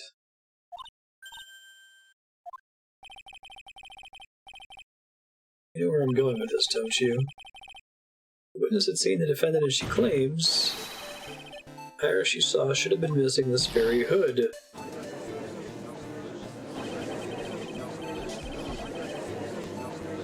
It's not a bad feeling at all, exposing contradictions like this. Like, it's something that only defense attorneys do.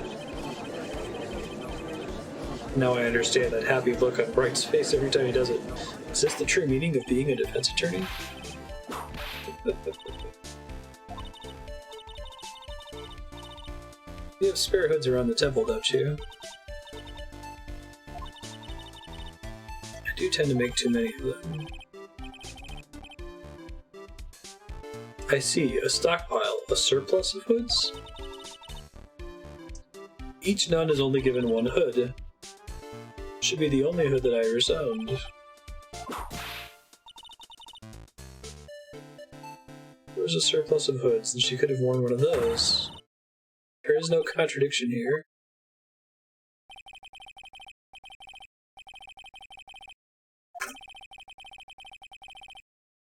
Discrepancies such as this will sow seeds in any human heart. Okay.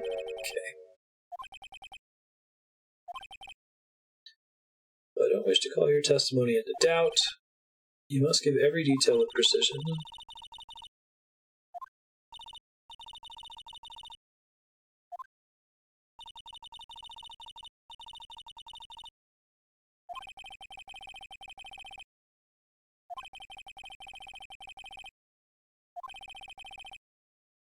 Contradictory stipulation. Okay. After my bath. Finished my bath around 11 and I thought I should return to the inner temple. As I was walking back, I heard a noise from the courtyard. I took a look, and Iris was, oh, Mystic Elise, with that sword of all things. Mystic Elise was staying in the corner room, which faces out onto the courtyard. The stabbing I saw must have occurred after she was pushed out of her window. That's consistent with the autopsy report, right?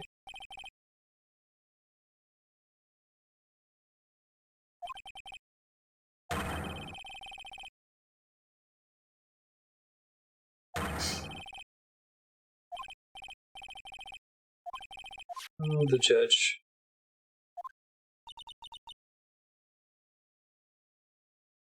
Like how we just skipped having Gumshoe in this one, in the trial. Calling everyone by their full name. Can't you do something about that habit of yours? Because I didn't notice that she did that before. Let me double check. I said that what she said was consistent with the autopsy, but...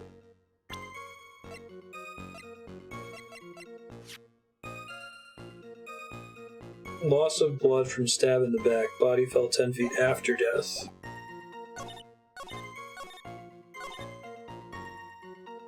That's not true. You have no way of knowing that, but I'm still going to call it a contradiction. This is more like a calls for speculation Objection! thing, right?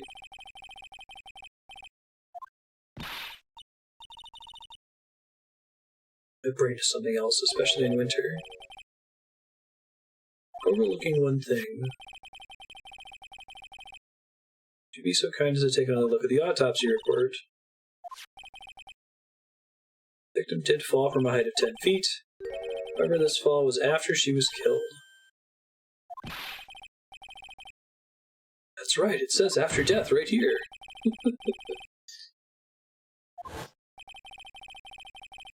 Defendant stabbed and killed the victim there in the courtyard. How did the victim then go on to take a 10-foot fall? It's a really good question. We go back in time to when the judge was about to declare not guilty because Von Karma hadn't shown up yet.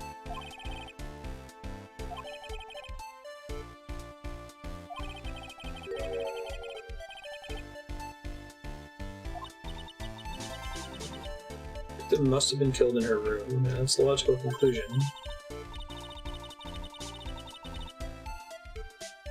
The victim must have been stabbed by the defendant in her own room. She was then thrown out of her window down into the courtyard below.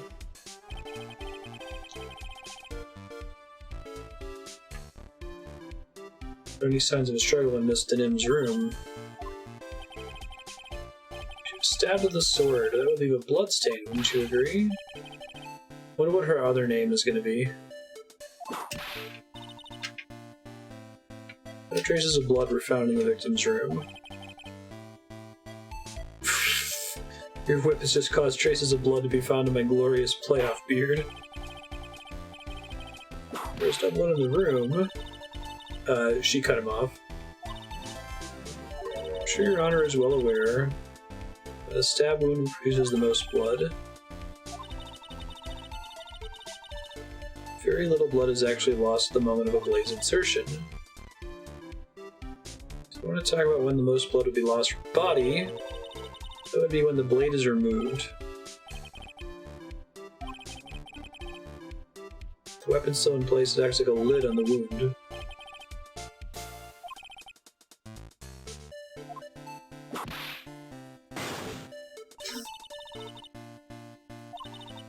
Victim was thrown out of the window with the sword still in place. This removes all the contradictions, does it? But then she goes down to pull the sword out, and that's what she saw?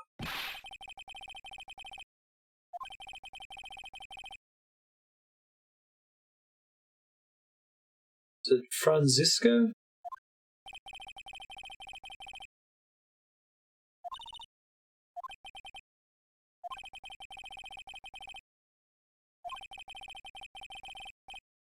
Remove all supposition on your part and tell us only the facts, please.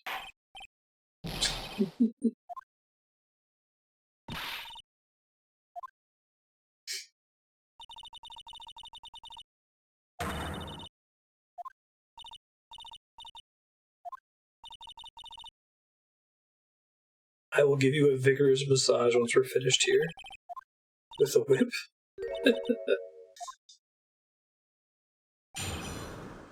Further details. When I looked across at the scene, the sword was already in place. Thinking about it now, I didn't actually see her stab Mystic Elise. I've never seen so much blood before. That's when I fainted. You can't blame me, can you? A lot of people faint in this game. This series. Look, Mystic Amy was stabbing Mystic Elise through the back.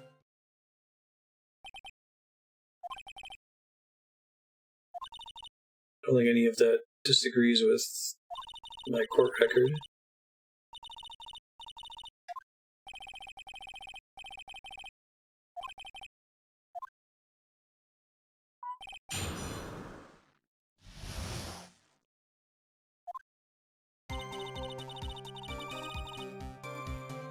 Hold it!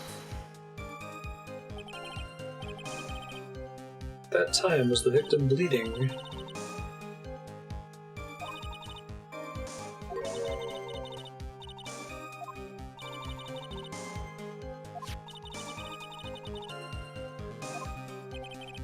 Already established the weapon was acting as a plug in the wound. She clarifies she did not see the instant in which the victim was stabbed. No. Hold it!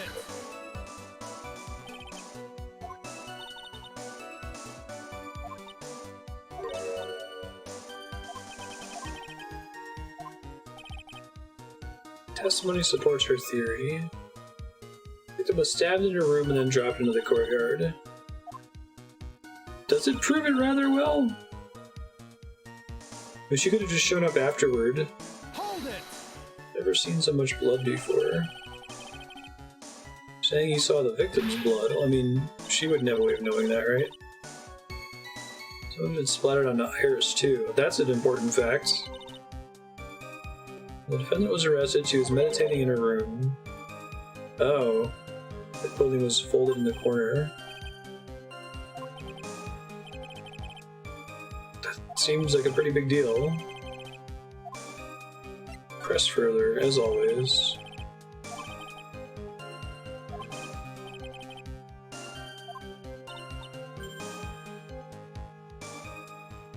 So I asked, said you saw a little bleeding before. Now you're saying you saw more bleeding? And she's saying, I say that what I saw is what I saw. What did you see? Didn't see the woman get stabbed, but I saw the girl pull the sword out of her, plain as day. It wasn't exactly pulling, it was more like it came out. I feel like the 7-leaf blade would be really hard to pull out of somebody.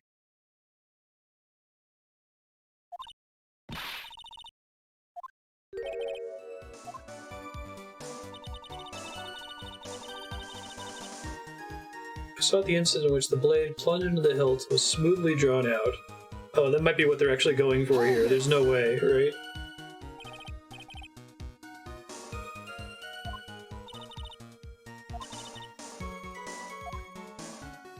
I feel like they've been wanting to do this smoothly pulled out thing ever since they introduced the 7-leaf sword.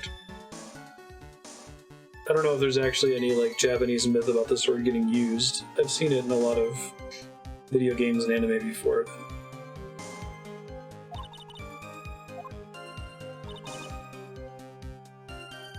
Iris stood up, the sword in her hand slid out of Mystic Elisa's body.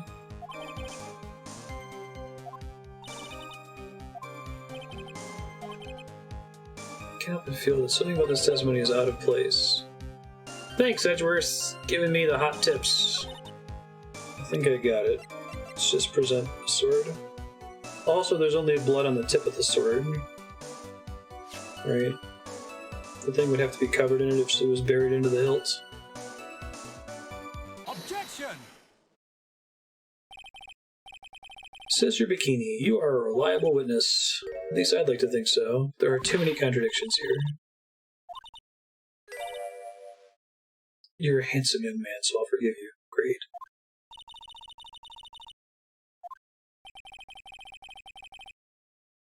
Scene the witness claims to have seen. But was thrust up to its hilt into the victim. Furthermore, the killer withdrew the weapon smoothly from the body. However, both of these are complete impossibilities. Okay, so maybe there's two ways for you to get this one. I wish they had more clues that were like that, although it might make it too obvious in some cases. You think it would be possible to stab someone to the hilt with this? Objection! Doesn't appear strong enough for that.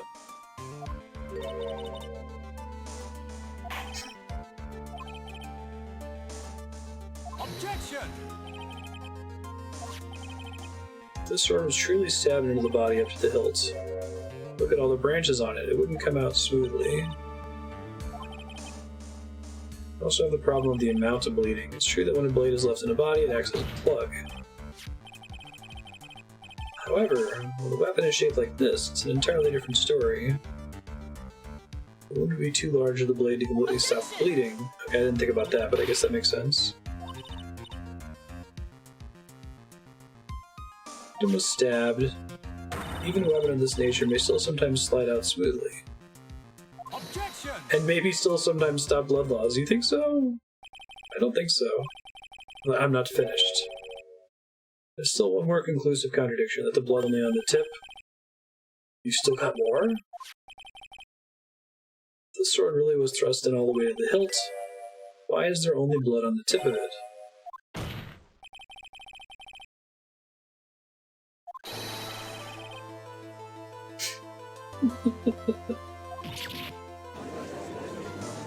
No!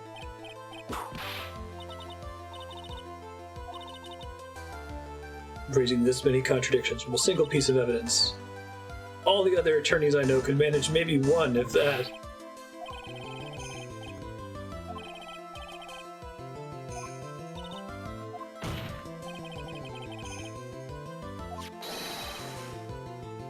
The weapon used to kill the victim was not the 7-leaf blade. Interesting.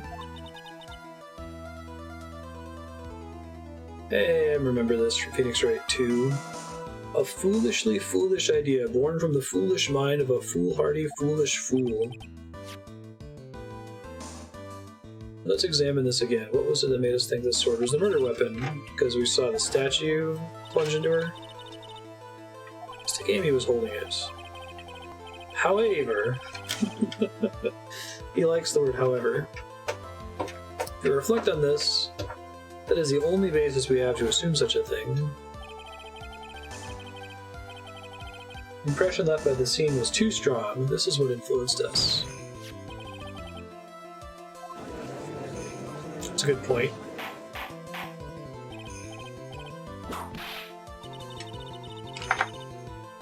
So maybe it was not the murder weapon. Even if that's the case, it changes nothing. Oh, are we remembering that someone's on trial for this? I did like the episodic Phoenix Wright cases 2 and 3, but it really felt like after a while we forgot that there was a defendant. Right? We were just getting into the details so much.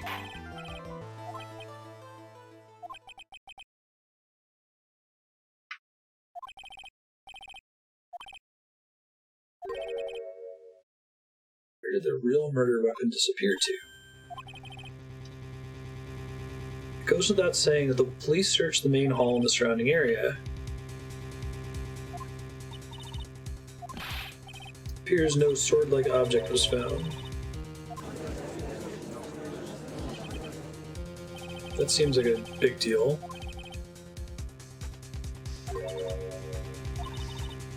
Just remembered something. Just thinking it's possible that just maybe what actually happened was... What are you going on about here? I might know where the sword was disposed of in the incinerator?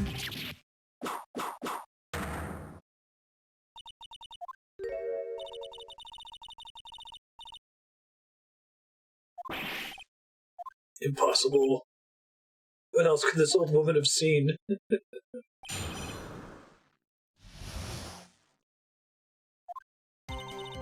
Saw the murder around 11 p.m. After asking them to be reported, I went out to the main gate. And there I saw tracks that indicated the snowmobile had been used. That's consistent with what I was saying earlier, where it looked like there was snow on it. It takes 15 minutes to walk the dusky bridge, less than 5 using one of those. Maybe they threw the weapon into Eagle River. Oh, that makes way more sense. Came back while I was knocked out. Iris could have done that. She can drive a snowmobile after all. Really? Tell us everything you know right away next time.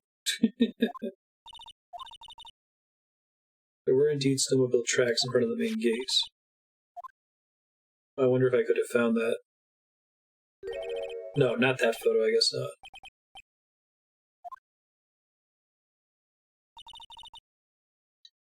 Tracks begin in front of Hazakura Temple and run all the way to Dusky Bridge.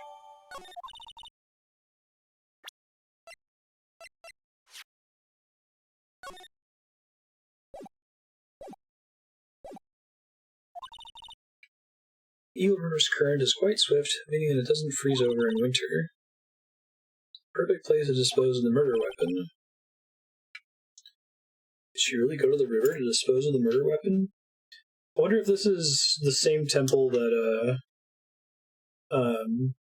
Falls, whatever, Terry mentioned stopping at in case 4. It's the same river, but who knows how long the river is.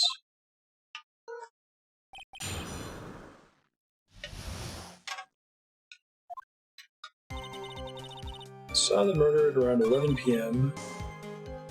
After asking them to be reported, I went out to the main gate.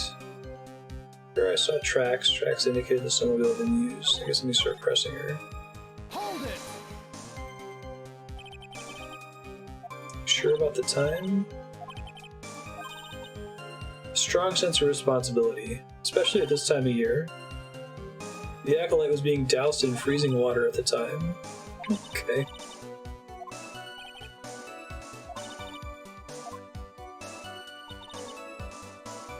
Hold it! That's the main gate.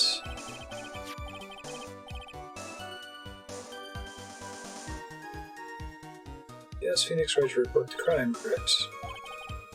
When he trampled me.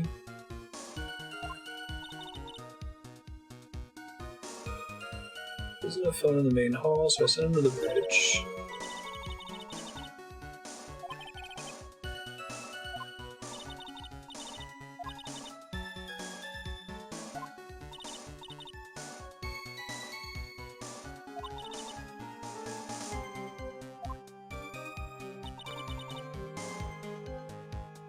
Hold it! Tracks indicated a snowmobile had to be used. There was a snowmobile outside the main gate when I visited. I'm certain the snowmobile was there at the main gate when you arrived. She had already gone, discarded the murder weapon, and returned by that time. Press further. Was the snowmobile still warm at that time? What do you mean, eh? Playing to a slow crowd here. Goes without saying that using a snowmobile will heat its engine. If it was still warm, then it means it was recently used.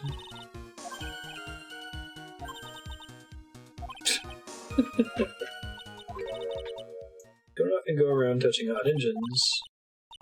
However, now that you mention it, there wasn't any snow on it. For some reason, only the snowmobile wasn't covered in snow. It's a significant fact.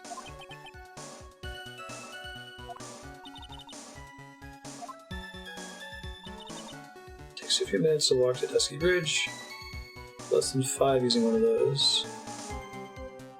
Oh, but it's 15 minutes on foot from the temple to Dusky Bridge, which is, at least as far as I know, it's not the same bridge as the bridge in Case 4. I think it might be the same mountain, though. Same general area.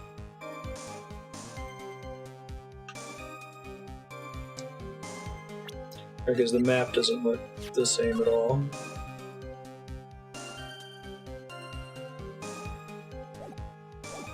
So I think it does.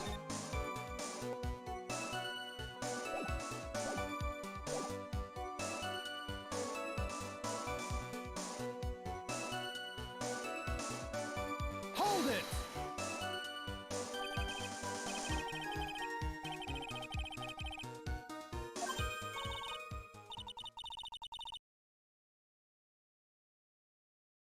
Oh, am I supposed to know that? Or is that supposed to be a surprise for later? I guess that's the same looking outcropping in the corner. This is just more zoomed out with more places of interest marked out, I guess. Young Edgeworth mentioned the bridge had been fixed, I guess. Okay.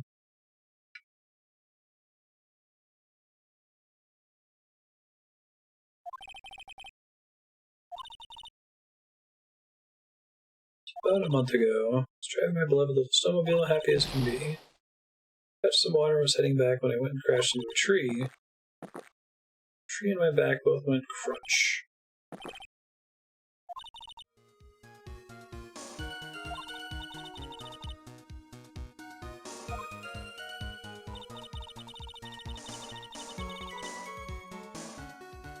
Threw the weapon into Eagle River and came back while I was knocked out.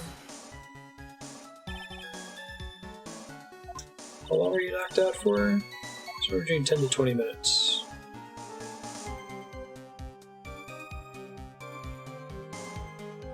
Oh, no worries, Revenant.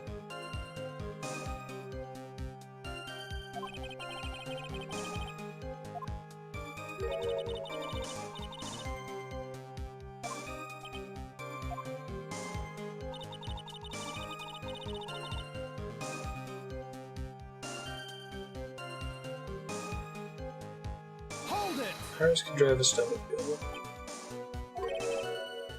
One element remains out of place here. Why did the killer do all this? Why go to the Eagle River to dispose of the murder weapon?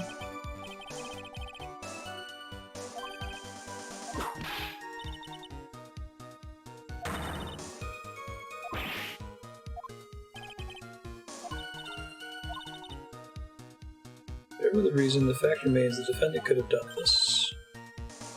The murder weapon was disposed of in the river.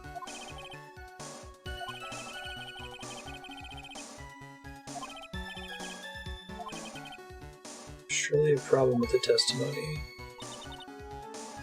Honestly, I have no idea. I saw the murder at 11 p.m. Let me look for time. Although meta-ing it, I feel like I rarely have to contest the very first statement. It's like trying to guess whether your teacher is putting answers on A and D less often than B and C. Benedict. Paw to the DS.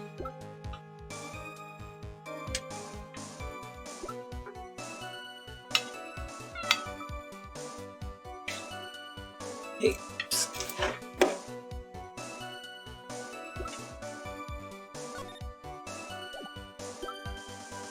Weather data, lightning strikes. Between 10 and 11 is when lightning is happening. It was at 10:45.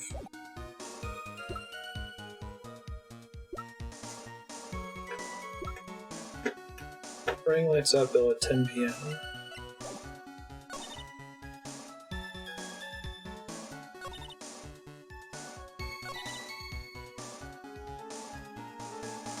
Minutes to walk to Dusky Bridge, or less than 5 using one of those. He's so hungry. Starving kitty. He literally put his open paw, he did like the cat stretch thing, put his stretched out paw on the screen.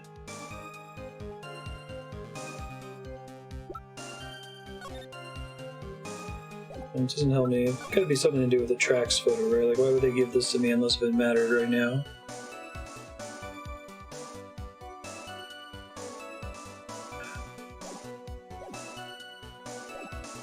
Doesn't have anything to do with time, though.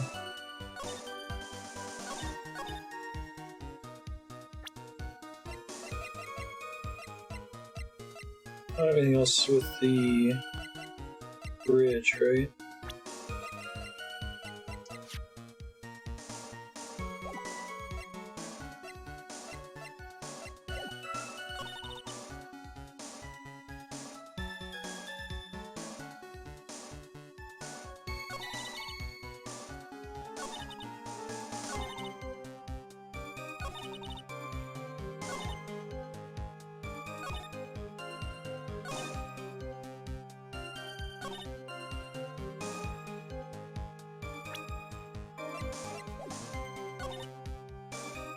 It's the one that has all of the time on it, but I don't have enough time indicators to contradict her. Maybe it's the...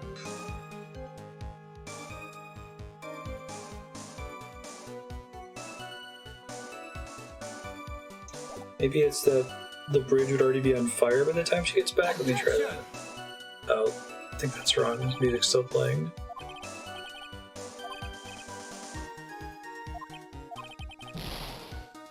Try to play mind games with me. I have yet to adjust to being on this side of the courtroom. Threw the weapon in Eagle River and came back while I was knocked out. It's gotta have something to do with the tracks, right? They just gave me this evidence. They usually don't do that unless if it's, like, immediately relevant, if we gain evidence mid-trial.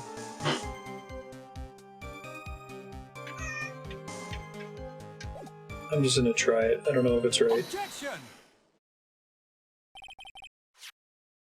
Photograph proves something. Okay, looks like this is the right track. Bridges automobile was used the night of the murder. You finally accepted the inevitable. However, if what the witness says is true, why is there only one set of tracks? Oh, yeah, I guess that makes sense. because she drove on top of her old tracks. That's actually really hard for me to even see the tracks on the bottom screen. I have to look at the capture card display to see it. Iris left the temple, threw the weapon in the river, and then returned. If this was the case, then naturally there should be 2 sets of tracks in the snow.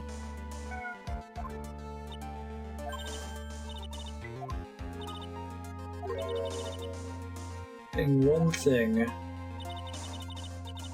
The night of the murder, it was snowing. Tracks leading to the bridge were erased by the snowfall. This removes your precious contradiction now, doesn't it?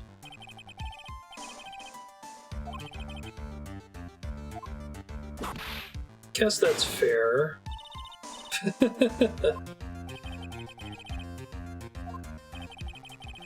Snowfall covered 1 set of tracks. I would have to say there's a contradiction, but I don't know what it is. Tracks of the river were covered by snow. What a nice theory. However, that's impossible. Can you explain why there's a rude index finger pointed in my general direction?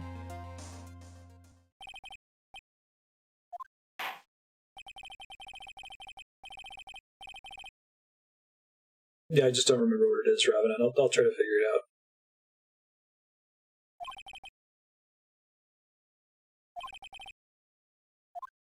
In this game, whenever it asks you whether to press or not, you almost always press. I think there's been like 1 time where you're supposed to lay off.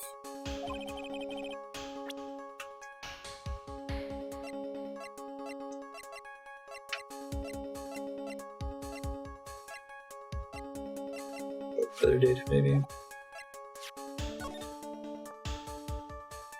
Snow 7 to 10:50, so it was snowing the entire time, right? And lightning struck the bridge at 10:45, which is 5 minutes before. Take that! That's right.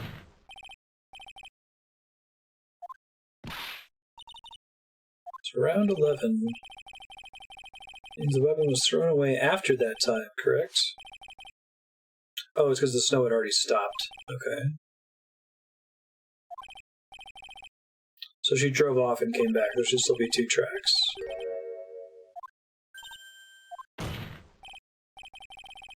There, the timing ended up being important. I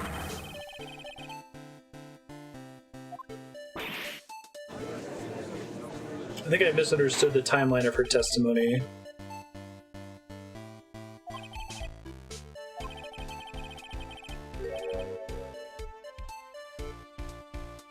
Looks like Miss Von Karma's claim has been snowed in.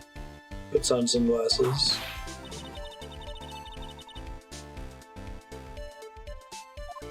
I thought she was talking about stuff happening before 11 p.m., but that makes more sense.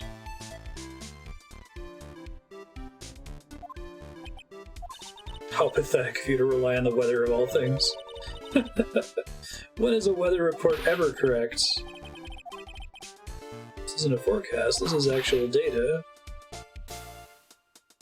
All weather reports have inaccuracies.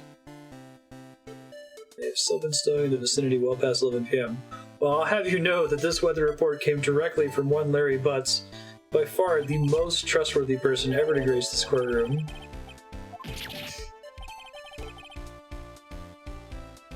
She pulled that off. What, doubting weathermen? I know, it's only a genius prodigy prosecutor could do that.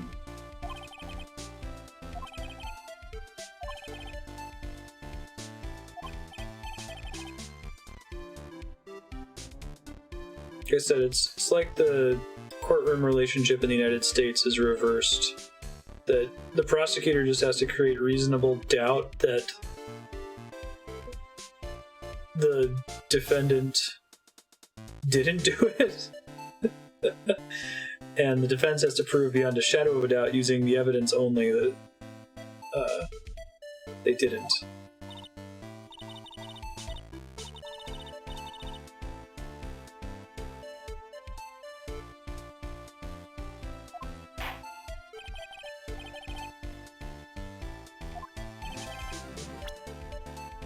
Where is the evidence that it already stopped snowing when the victim was killed?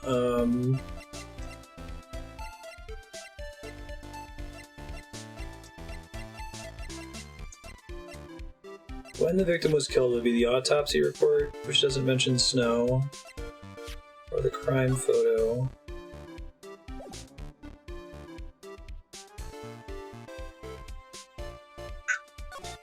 I guess there's no snow on her back, right? I guess it could have melted, but... Take that! It all comes down to one point.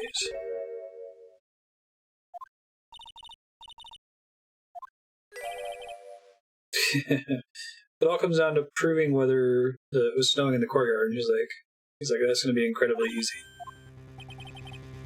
Want to know whether it was snowing or not? This photo will tell us everything.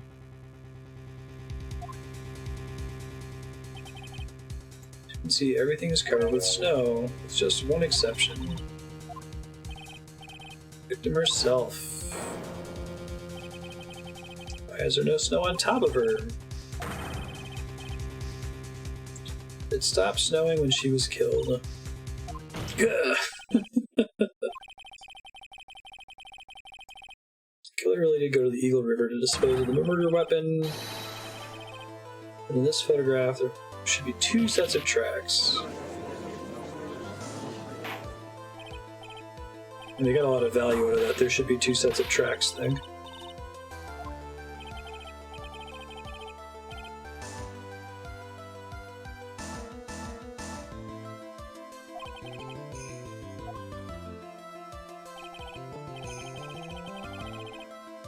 Someone used the snowmobile to leave Hazakura Temple.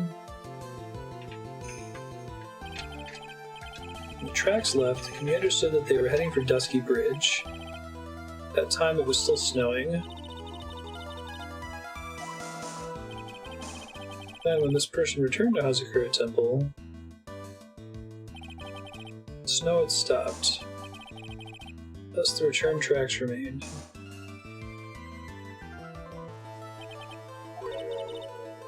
Can I say something?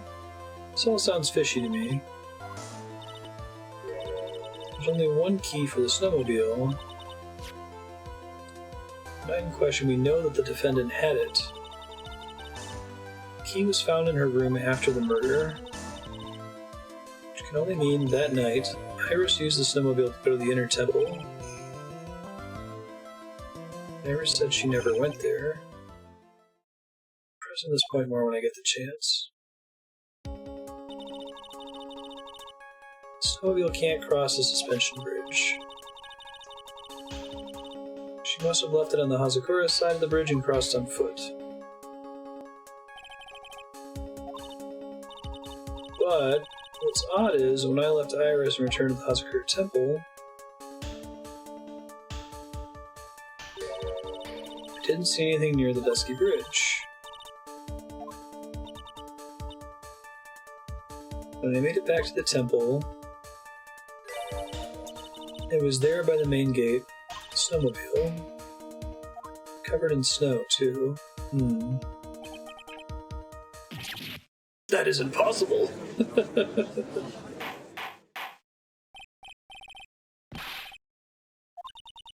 does all this mean? What was the snowmobile used for? It wasn't taken by the defendant when she went to the inner temple. It had been, and the witness couldn't possibly have seen it by the gates.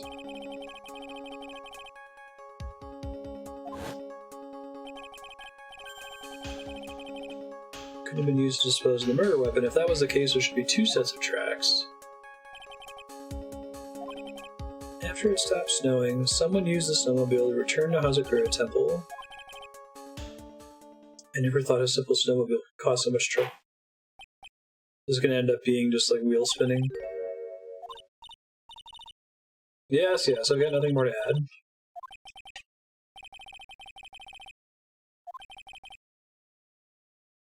Only there was someone, a witness, who could testify to having seen the snowmobile. Was there no one out walking perhaps near Dusky Bridge? Oh, God. Only an idiot would go out wandering in that, in case you didn't already guess who it was.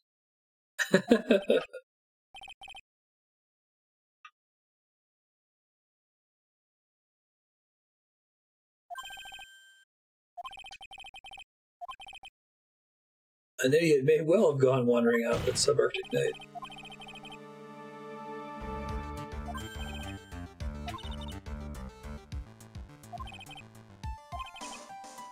There are two things about him that do come to mind.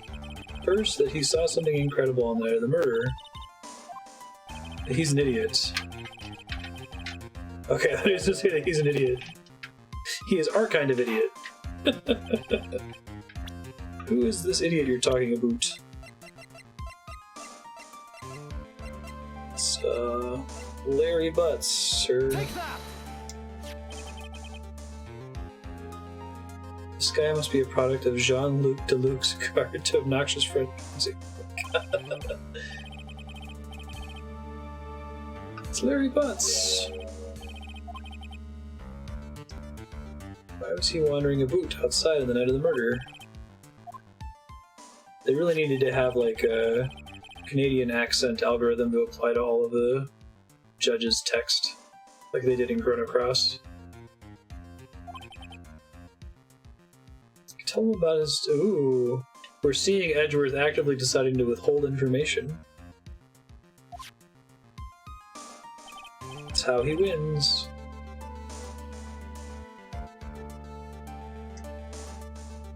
A boot.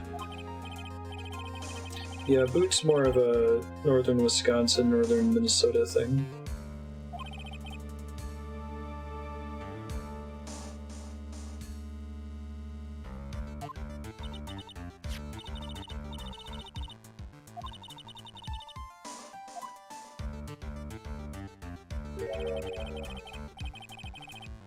Y'all do say sorry, though. That's pretty Canadian.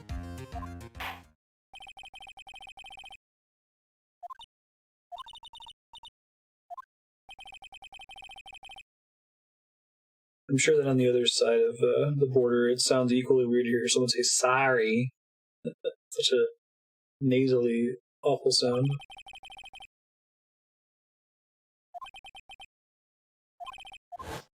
Larry, you may have escaped me yesterday. Today I'm going to get everything out of you. I did mention that I was going to try to break his locks in court.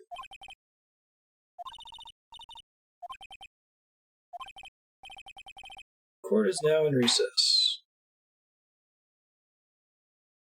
Oh, we have a few minutes left, but I think I'm actually going to stop there. I need to do some packing for PAX tonight anyway, and it's good to leave a clean break point for the next episode. Also, we'll be going late to finish this game if necessary next week, so... Future Marstead, you just got out of recess. You're about to bring Larry Butts on the stand. This is a super bizarre case. There's a girl who looks exactly like Dahlia, who's the serial murderer from previous cases involving Mia. She looks exactly like her. The same music plays when she's on the screen. She's at the same place where the murder occurred in case 4, but it seems like she's not connected to it, and Phoenix Wright said that you're supposed to defend her, so something fishy's going on. Hopefully not something supernatural, but we'll see when we get there. Thanks, folks. I'll let you guys know what the deal is here. Perfect stopping point.